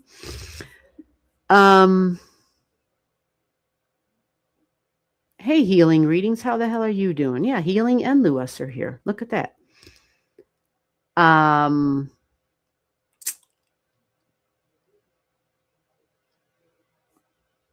I get a general guidance, please? Oh, well, we got to see how much time we got. Yeah, Virgo season here. Yeah, Taffy's here. When was the last time y'all saw Taffy? Oh, my God. She's been snoozing. You've been snoozing. She was sleeping by the open window, and we got one of those nice tall cat trees, so she got to have the breeze coming in. She fell asleep right in the sunlight there. Okay, so I've been working hard since April of this year to get back home. I'm sure you have. We have a Venus. This is what we've all been living through. Even though the Venus rebirth hasn't occurred yet, right? We've really been doing that, though. We've already been rethinking and reconnecting with people that we are so fully bonded with. Go on. You can walk across. So let me look at your 22 degrees in your Libra. Okay, so you got the Spica. All right, in your 8 degrees, oh, wow, right there. So this is where your Venus retrograde begins. It will be on travel. Okay. All right, so now we're going to go ahead and move forward. And you're hoping that for January, that's your thing. Well, let's see. Oh, wow. What a big deal. Okay, you know what I have to do?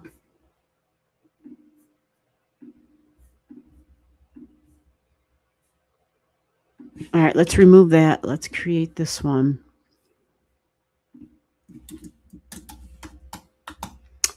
This one will kind of give us a little more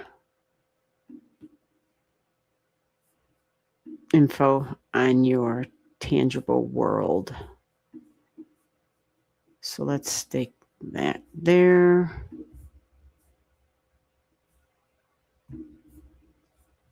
Okay.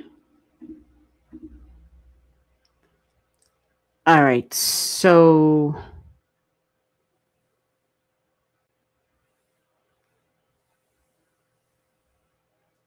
okay, so you will have Mercury going through the second house of value. Mercury is travel.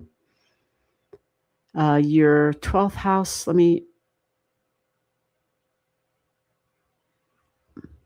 this is November. Showing chaos at the midheaven, making plans. It's Gemini energy up there, long-term goals. And those lovely nodes are still at 29 degrees. You have a lot of objects here, actually. You have Hathor and Pythia. Okay. So this is in November, and then it shows by December, January, the nodes. Okay, well, I'm going to put it to you like this. If you don't make it before then, because you're going to have a boost, there's going to be a little bit of a help here. This was, let me go down to the weeks. Yeah, so this is like the beginning of February. It looks like February might end up be, whether there's a delay of some sort. It looks like, yeah, so it could be travel plans, making arrangements and scheduling, I mean, there just might be something because siblings, coworkers, neighbors, making, calendars, schedules, the details, all of that is part of the Venus retrograde. And this happens in your second house of values and money and income and relationships, and in your third house of deeply bonded energy, but also, living and being in my local community, people that feel familiar to me on a soul level. So the nodes up in the sky in Jupiter are going to come through at the beginning of February together for you in the sign of Cancer. And eventually they will be touching your moon, which puts you kind of back at home. Yeah. So again, it's like a homing beacon because it's the past connecting with the past, and Jupiter's kind of bring you home. I see it getting stronger, as soon as February begins. But going all the way to February 15th, you're in this energy, February 22nd even. So it could be, February looks more realistic. Now, could it be before then? It's possible. But you'll have Saturn on partnerships. When Saturn creates delays for you, for everybody, but Saturn's going to be there. So that might be a little on the tricky side. Dealing with partnerships, especially if there's contract work or, just whatever. But yeah, that was the first thing that jumped out was your South Node in Leo, because that energy connects with the node up in the sky. And it says, I'm having, a return. I know Lou, right? Did you see her? Oh, she went by the door now. Now she's like, she heard somebody else out there in the other room. She's like, I'm out of here. Yeah, just keep working hard. Just keep doing what you're doing. Keep working at it. Stay focused. Stay focused. Don't get distracted. And being flexible is going to be very important because you have a lot of strong Scorpio energy and a lot of strong Leo energy in your chart. So when we have those signs, they're not flexible. And if we can learn to be flexible and understand, it doesn't mean it's not going to happen. It means I just have to learn how to pivot. You follow? Stay calm and pivot and look at all the options. You follow?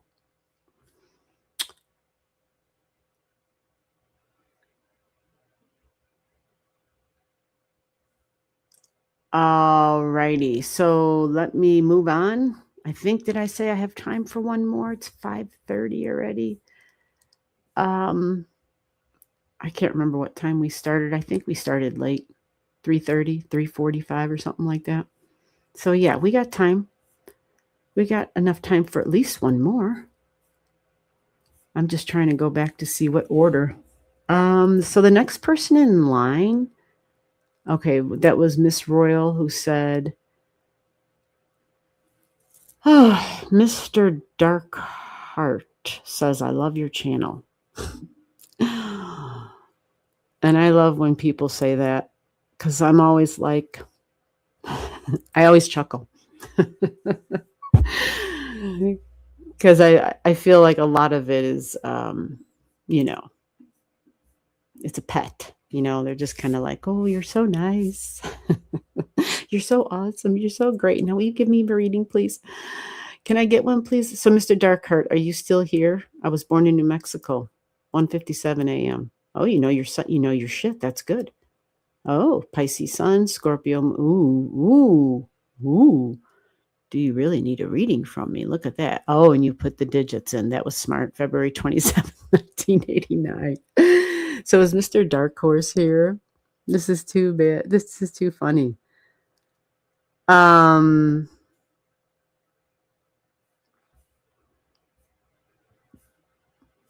I'm waiting to see if Mr. Dark Horse is here. Do I have a response? Mr. Dark Horse? Oh, Mr. Dark Horse is here. Or I'm sorry, Mr. Dark Heart. Why did I say horse? I'm sorry. Dark Heart said I'm here. Okay, great. Yeah, so remember, these are speed readings. Unless you send a gift to the channel, we're trying to get everybody. That's the whole point. Every now and then someone says, yes, I want to spend some more time on my chart. I'll send a donation. Oh, like just Donna did right there. Okay, Donna, yeah, we'll try to fit you in, okay? I need a thing for career. Okay, we'll try to get you in. Let's see. Let me go find this Dark Hearts energy. Yeah, you got to put all your digits in. I see people who know digits. Not a problem. Let me scroll back and find the original. There it is. Okay, that helps. Did you give me a? Okay, 1:57 a.m. Albert. Yeah, if you have your digits, you know it helps to put them all together. I got you though, Mr. Dark. Let me let this kitty cat out. Hold on a second. Okay, I'm coming.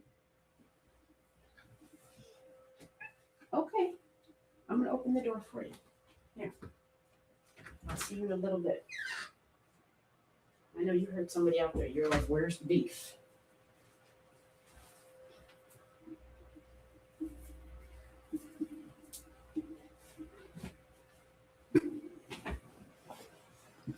Okay. When Taffy hears somebody outside, she's always, her belly right away says, let's go. We can't miss out on we don't want to miss out on a treat. All right. So, Mr. Darkheart.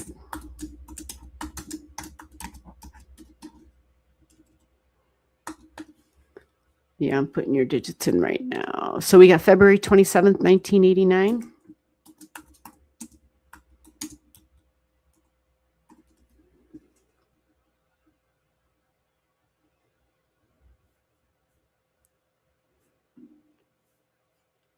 $1:57 a.m.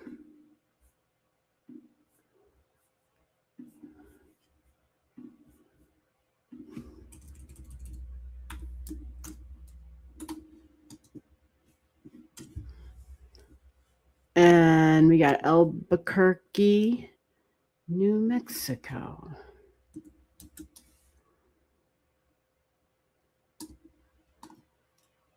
Yeah. I have to look to make sure I spell this shit right.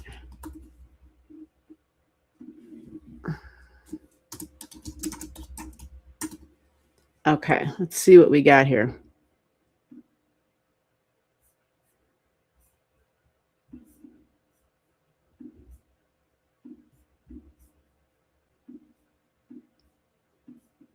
All right, we have a Saggy rising, Scorpio moon at 22 degrees, Pisces sun at 8 degrees, conjunct Pallas Athena. Ooh. 29 degrees Aquarius on the third house cusp line of the mind. Aquarius, science, technology, Scorpio, very independent thinking. A little on the rebellious side, you think, with a Venus there? Holy shit. Holy shit. Whoa. Very independent. Boss energy. Even Mars at a 22 degrees in Taurus, Jupiter at 28. Yikes. Look at the number 11 popping up with your Saturn and your Neptune. Huh. But the frickin' moon also at 22. exact opposition to your Mars. Wow. Oh my God, you're going to have to give us a class telling us how the hell you navigate that. Children, fun, joy, creativity, romance, and friendships and group energy, sports and group energy. The Scorpio, man, these are the soldiers, the warriors. Very independent, can be quite devoted, attachments, obsessions. Yeah, they can be that way. Holy moly. So I'm looking. Since we know this is you, I'm looking to see.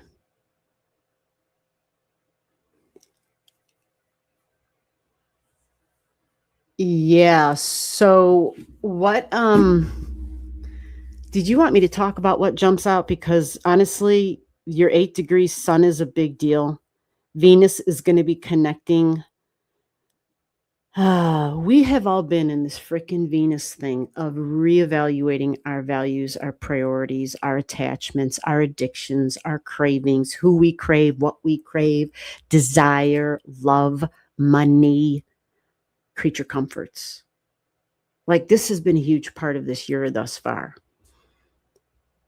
So a rebirth of desires and attachments. She does it in Scorpio at 8 degrees. Now, you don't have anything up there in the 11th house at 8 degrees. You follow? But you do have your sun at 8 degrees, which means Venus makes an exact connection to your sun, the way you express and radiate your Pisces sun, which can be quite creative, can be spiritual, can be meditative, music, sound, theater, imagery, especially when you talk, even though you have 29 degrees of Aquarius there. Dramatic energy. These people can tell stories, can tell tales, these are the public figures, the politicians. So this high drama, right? So it can be difficult, especially since you have a moon at 22 degrees, really psychic energy. Okay. It's in the 11th house where divine downloads come through, but this is also the placement of friends who can provide help and benefit. Now, Venus is your great benefic in your chart, okay? Which is why this is, I feel like, a big deal for you in her rebirth, because it'll be a rebirth in how you communicate, how you express, how you radiate, and possibly in your creativity and your ability to be an original thinker in a more creative, a more nurturing, a more sensitive way, possibly, because Pisces, after all, is the sponge of the zodiac. So if you have siblings, that's a big if. There's a lot of independence in the 4th house here. Independent home, independent family. Maybe mom was fiery and independent, or maybe you were an only child, or just something about it felt like you had to go it alone and be a soldier. But really sensitive energy, sponge of the zodiac. And your body in Taurus in the 5th can be used to be active, to be athletic, to be creative. Although Mars doesn't do especially well in Taurus, because Taurus tends to want to be Venus, laid back, eating my bowl full of grapes and bonbons and getting a pedicure and having my nails done, or, whatever, sitting with my glass of wine and watching sports. How about that? Or beer, I should say. I said wine. Well, because Venus is wine. Anyway, blah, blah, blah. My dreams, my hope, my spirituality, my wisdom in the 12th house, the hidden house. So your values and your desires, reevaluating, you like different, new, and unconventional. Okay? Different, new, and unconventional. This Scorpio energy is deep psychology. So we're getting information, we're oozing with the past, getting knowledge and information from another time. It could be residual energy, wounds, trauma, tragedy. It's in a placement of shocks and surprises associated with group energy and friends. Home and family nurturing, a mom in the 7th house, partnerships. Oh, is it a business partnership? It can be. Does it have to be? Well, this moon trines the 8th house exactly of trauma. And mom energy and ancestry is connected to that too. So, the Venus, this new Venus cycle for you and how you radiate. This has the ability to bring about understanding and healing. You follow? About the past. Forgiveness is going to be a big deal here. I'm going to repeat this. I say it all the time. The forgiveness isn't for anybody but ourselves, okay?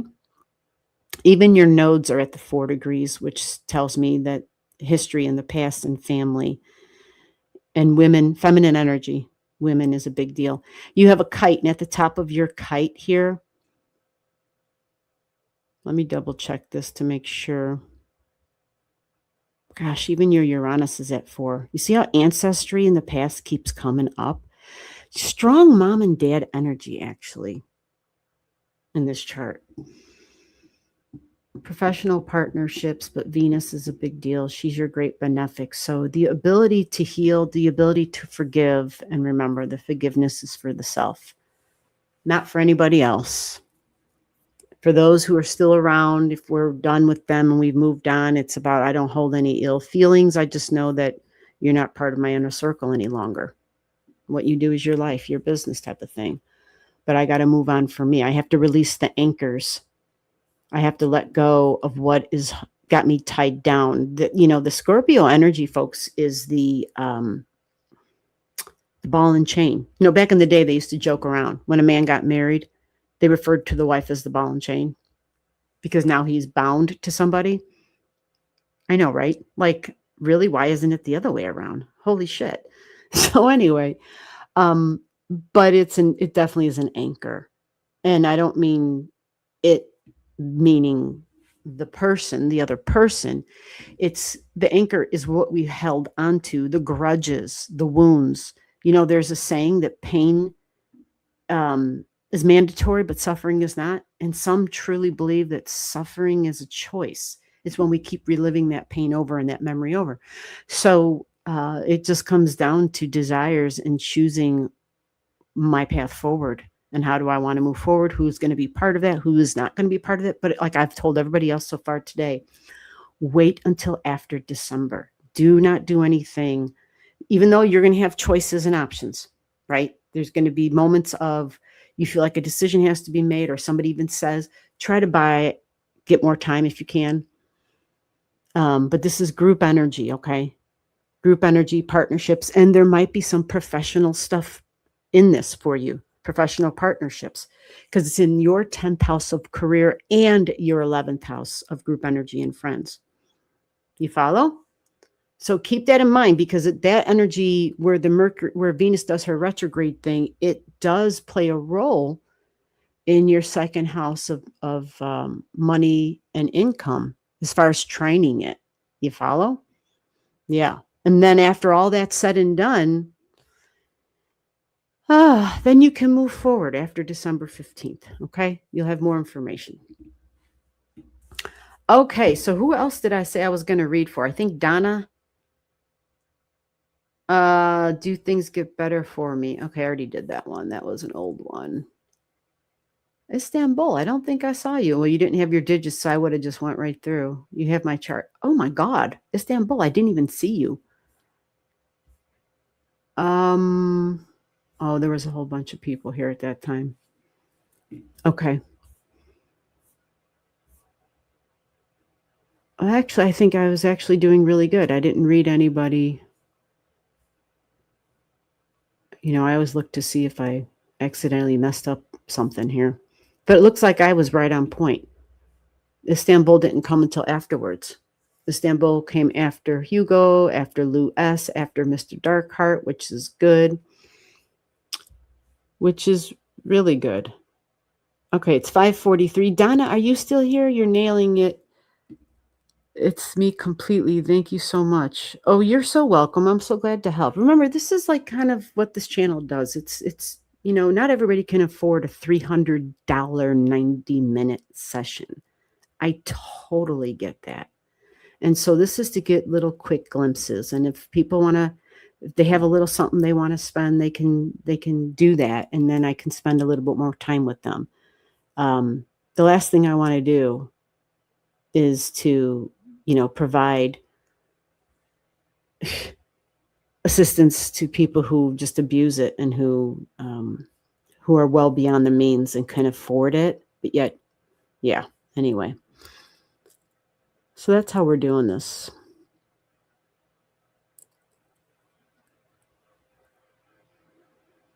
Yeah. All right. So let me go see what we got going on here on my email to see. Okay. So we got one more person who sent a channel gift. And so we're going to go ahead and start with that one. And then, yeah, it's 5:45 already. So this will be the last one. If you didn't get your chart read today, come on back. I'm going to try and go live again this week. Maybe Thursday or Friday. Maybe tomorrow. I don't know. We'll see what works out. It has a lot to do with what's going on in the household. I will be live again Saturday night as well. Every Saturday we do something. Sometimes it's private, but either way we're doing something. But Saturday, this is the 5th Saturday of the month. And on the 5th Saturday of the month, it's Creator's Choice. So it is going to be kind of like this format, but different. You follow? It won't be the regular, here we go, get your chart in type of thing. It's probably going to be I don't know. I'll let you guys know that night before the live stream when I go public with it. We'll say what it's going to be. It's going to be Creator's Choice. So who knows? It might be a sermon on Venus. You never know. A sermon on Venus. Well, it's the money. I mean, it's money and love. Like, this is a huge, huge event because, folks, the Venus cycle that we're ending and that we are beginning in the next few months, it's a new 8-year cycle. It's no small thing. It is the pattern that sets the tone, the frequency that sets the tone for the next 8 years of our life in all things Venus. I would say that's a very big deal. Okay. Christy, what is going on, amiga? I didn't see you there. Twin Spica. Oh, how are you? Higher Reality. How are you? Hello. Karmic Karen, how the heck are you doing? All right, Donna, where are you at? I got you on here. Do you have a general guidance for everyone on this Saturn retrograde? Saturn retrograde? Yeah, go to the channel. You see this person's comment? I have a video on the channel. It's a rising sign reading. So if you know your rising sign, that video is for you. You can use it for your rising sign, your sun sign, and your moon sign, actually. You can, for the big three, you can apply it to all of those. So go on the video. There is, it's a lunar eclipse that's coming up. The video's already up. Go watch it. Yep, you're welcome. I know, Christy, right? I know. Get your shit ready. Now Taffy's meowing at the door. She's just going to have to wait. All right, Donna, let's go. Oh, medical agreement. Will it be honored and can I remain working from home? Okay. Okay, yeah, let's go take a look at that. Let's get her chart up here. Open. And by the way, Donna, thank you again for the gift, for the channel gift. Thank you so much. And let's get your chart up here. Since we got you in the system, that helps a whole lot. Things go faster. Oh, lovely. Isn't that lovely when the shit works? All right. So, Donna, we're flipping this to this other chart for you. I don't even know. You know what? I think I do already have your other chart in here. I do. Let's get that on here. This one is it's really important to look at this one for the material, tangible world. Our job, our home, our assets, things like that. Okay, so you've got that's so interesting in this chart. You have insurance money, benefits. That's where your nodes are at 8. Okay, so that's good to know. And was there a timeline on this? Did I see?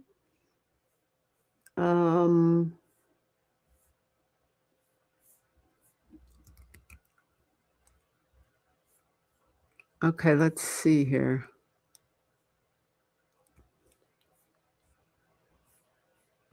All right, let's see. Agreements is Libra energy and okay, so oh, interesting, Donna. Really freaking interesting. Let me show you this. I know you know the astrology. So take a look at this. This is a different chart. You've seen it before, but maybe not recently. So you have institutional energy, government energy at 22 degrees in Libra. Work, boss energy. You see this?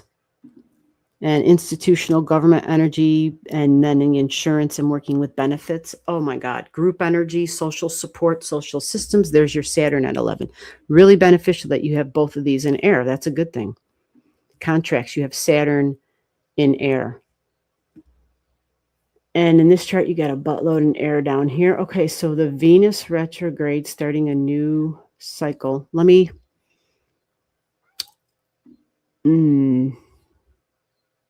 do it on this chart.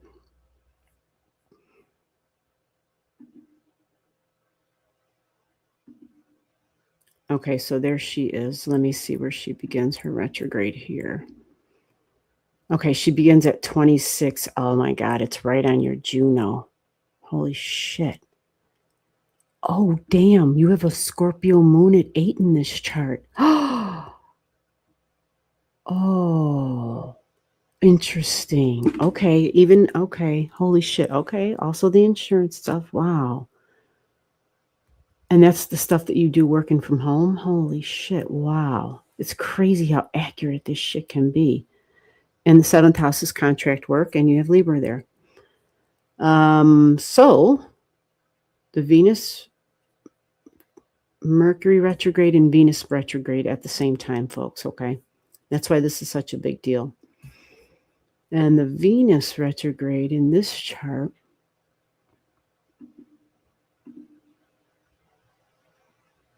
okay, there she is. So she starts her retrograde.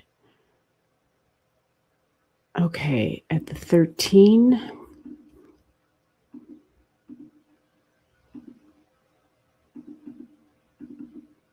No, okay, at the money degree, 14. All right. So it is close to your 7th house partnership. It's right on there. It's conjunct, and that's where your Mercury's sitting. So this is definitely part of that. Now, the good news, let me see, your nodes are at 8. You got this at 18, this at 22. Okay, let me kind of pinpoint this down for you. Mercury retrograde begins right there. Wow. And the Venus retrograde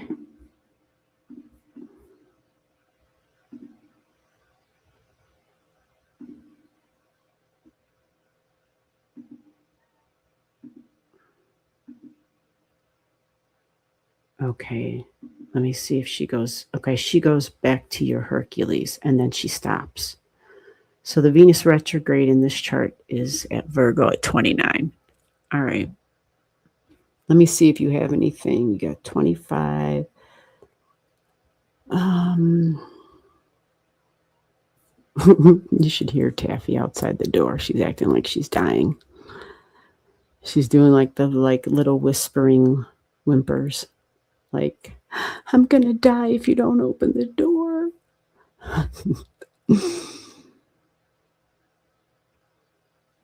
Okay, Mercury.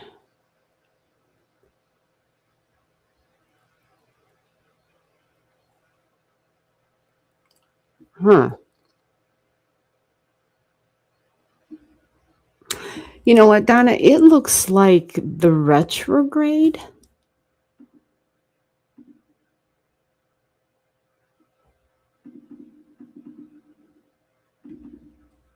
So she starts at 14, she goes back to 29. Down here, starts at 14, goes back to 29. All right, so let me just move ahead then to her birth and see where she sits.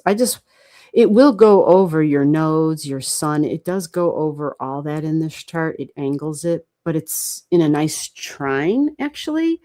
And it's your north node, which is good because it speaks to communication and writing and contracts in the future, choices, decision, option, third house, business. And then you will have Mars going through, okay, Cancer energy.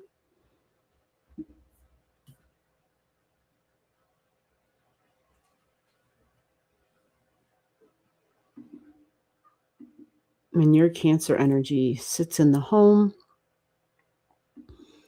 And then this shows, okay, let me see what this is. South node, north node in the 11th house.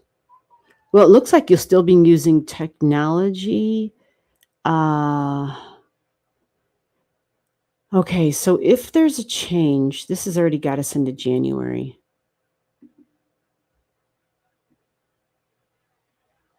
Okay, that's October, and then here's the change.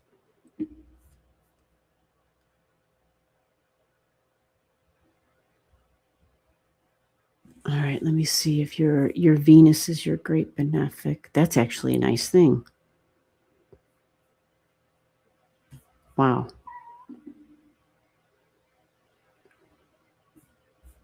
Okay, so you're going to have the South Node here, 26, 24.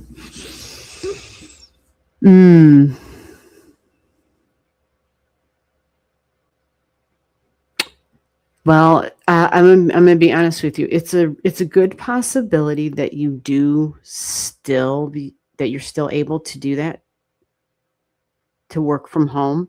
But because you have a combination energy of home and boss energy, which is like at home we're independent, nobody's being the boss of us. I'm my own boss. But we also have this the Saturn institutional energy up here.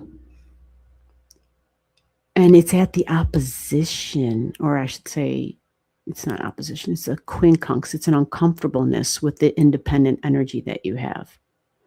So it looks like, yes, you'll be able to do this. It looks like there's going to be some sort of disruptions, though. So maybe there's new rules or new parameters of how to satisfy, how to still continue to do that. Because once Mars enters your 6th house, you're going to have, Mars does a retrograde in this other chart, and it goes back into the Leo energy. So, yeah, I mean, this is already into 2027. Holy shit. Do you know when that contract ends and when it begins? Like, when is that timeline for this? Because Mars entering your 6th house is your daily routines. It's your work, but it's also at home. And because you have Virgo in the home, like that supports you still working at home. And Mars can be very independent, but because it's going to trigger your Uranus energy, that might be a little something there, because that sits at the opposition of your Saturn, your work. You follow? But I think you have a lot of support having a Scorpio moon at 8. Because in the other chart, that's where that's where the Venus does her new. September 8th is when they are initiating the request. Okay. Okay.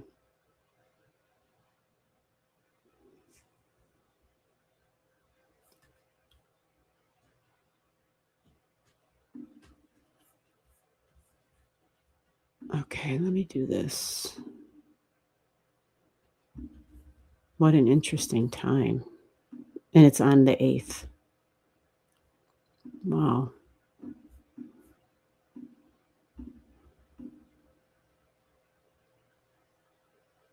Well, you do have Mercury in Virgo, which is beneficial, and it is domestic energy, so it is supporting that. You have the moon.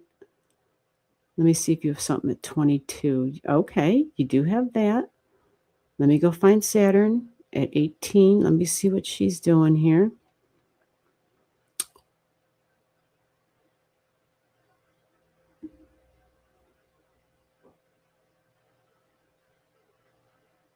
Hmm. You're going to have the sun in a nice, beautiful trine to your midheaven on this day, September 8th, which is your goals. It's a beautiful trine. I mean, and it's like exact. And you have the part of fortune up there in your midheaven on this day at this time. Mars will be at 24 degrees in communications, but again, it is Saturn that is your great malefic. And you have very strong energy with Saturn and technology and group energy and working and within a social system, social order, social structure, and working independently. Like people who work at home, yeah, they're able to work independently very well for a reason. You know, they don't need babysitters. And that's so strong in your chart. Just natally, which is great, which means whatever happens, that superpower is always there. You do have this Mars trining partnership energy, trining Palace. So yeah, there's some really strong beneficial energy. Okay, so the Venus is going to be trining your Saturn. Yeah, this is beneficial. Saturn is your long-term money, your finances, and your contracts. Venus is trining the North Node at the time as well. And she is sextiling your South Node, sextiling your North Node. Yeah, Donna, I would say this looks really good.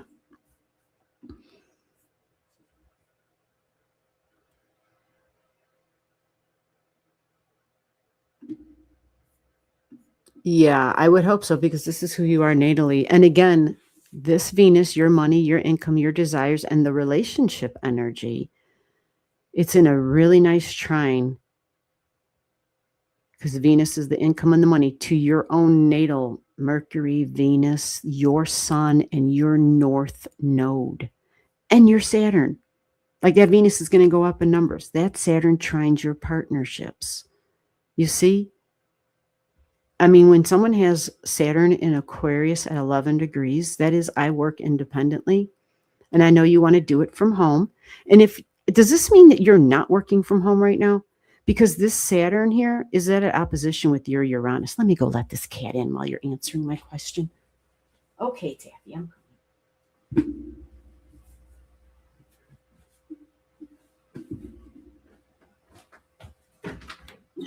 You waited so long. That was so fast. I'm almost done. This is the very last one, okay?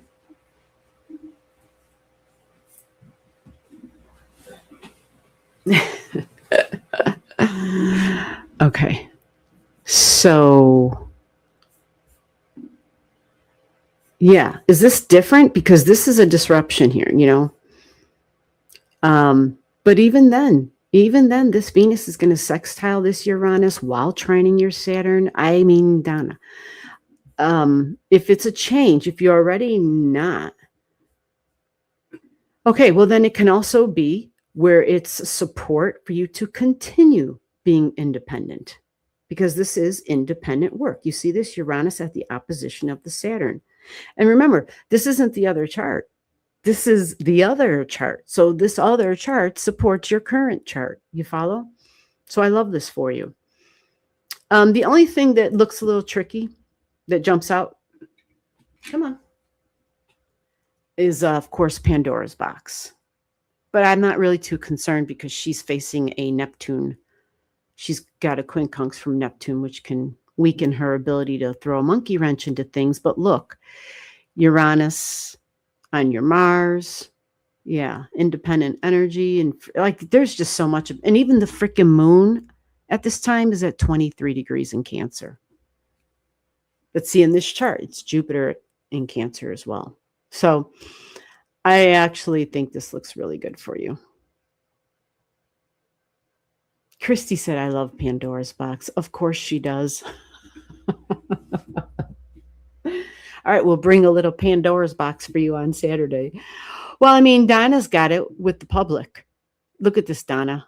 I mean, this is so crazy how accurate this is. Pandora's box in Aries, first house, but it's at 28 degrees. Mom, home, ancestry, the public.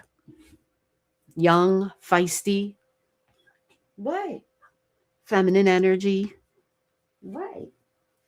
How are you? Hmm? How are you? She said, I came for my cheeks to get rubbed, damn it. I want my cheeks rubbed. Yeah. So, yeah, we'll do this again. What? What? What? Well, come on my lap. You're making me come over there and you're like hiding. Come on. Oh, boy. She is just something else today. All right, Taffy, everybody said hello. Everybody said hello. We haven't seen Taffy in so long. Well, when I made a change and moved to a different recording environment. Yes. Yes. What? What? What do you want, kitty cat? What? This cat. Come on. She's like, just rub my butt. Just rub my butt. Just rub my butt. Okay. Yeah. Pandora's going to have a story. All right. Yeah. Have a story. Uh-huh. Yes, Donna. Exactly. Absolutely. Yeah.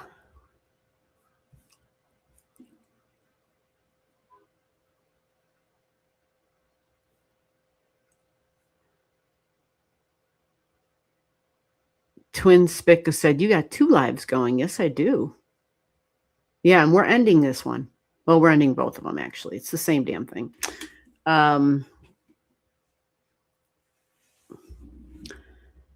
So we're going to do this again. Come by on Saturday, but I'm probably, because Saturday is going to be kind of a little bit of a different spin. It's Creator's Choice Night. So, yeah, it's going to be something a little different. So I'll probably do another live stream to accommodate anybody who didn't get their chart read today. Okay. Because I usually go live for a couple of hours, maybe 3 hours. It really just depends. If I feel like my brain isn't functioning properly or something, or like things aren't firing real good and coming, I don't ever want to read and have it be garbage. You follow? So if I ever feel like that, I'm like, no, we're done. Because that's just wrong. I don't do this to create confusion or harm. It's for the other reason, right? To kind of bring some clarity, some guidance, maybe, and to be helpful. Like, that's just the point. So when I feel like I can't do that, then I'm like, all right, we're wrapping it up. It's my time to try it again on another day. Yeah. All right. You are welcome. And again, thank you for everybody who sent gifts to the channel today. That makes it easier to just keep doing what I do. It's supportive. It's supportive. You could always support the channel, of course, by watching videos and by sharing, hitting that freaking share thing or whatever, and giving a thumbs up, which, matter of fact, I always go to do the live stream just to read the comments, and I should really press that thumb. Oh, I missed a phone call. Let's see if it was no, it was a scam. I was going to say, I talked to everybody. Sometimes I got to speak to hospice, but they're not scheduled to talk with me for today. So every now and then some emergency comes up, but overall, thank you for all the support. And we are going to end it there. All right. Taffy's waiting for her massage. And I'm going to have some water. And I appreciate all y'all. So you guys take care. And I am just like so grateful for good weather. It's been beautiful. After we had, I had to think it through. Within a matter of like 2 or 3 weeks, we had like 3 tornadoes. And it was like, okay, I'm so done with this shit. And it's so crazy. So now it's just been so beautiful. I mean, I don't even think it's gone above 80 degrees. It's been sunny. And I'm like, cha. It's been just magical weather-wise. Bizarre for Chicago in August. I mean, bizarre. Normally we're hot and humid and disgusting. Hasn't been anything like that. It was around the tornado time, of course. It was humid and gross, and there were mosquitoes everywhere. It was like living in a goddamn swamp. It was just gross. I mean, I had to put bug spray on to go get the mail. It was gross. Not to mention, yeah, tornadoes just tore up the goddamn neighborhood. And I will say something, though. We are really fortunate, but the folks in Indiana, man, there's still like 10,000 people without power, still people flooded. So, whatever you do, light a candle, send some good energy their way. Actually, I know quite a lot of people in Indiana, and I think they've had 7 deaths in general, and hopefully no more. But the fact that they are going on like almost 3 weeks, they're starting 3 weeks without power. Holy shit, holy hell. I can't imagine. So I'm super grateful, super, super grateful. Yeah. All right, we're ending. You are welcome. Thank you so much for the appreciation. It helps me to keep doing what I'm doing. Thank you, everybody. Stay safe out there. Bye-bye.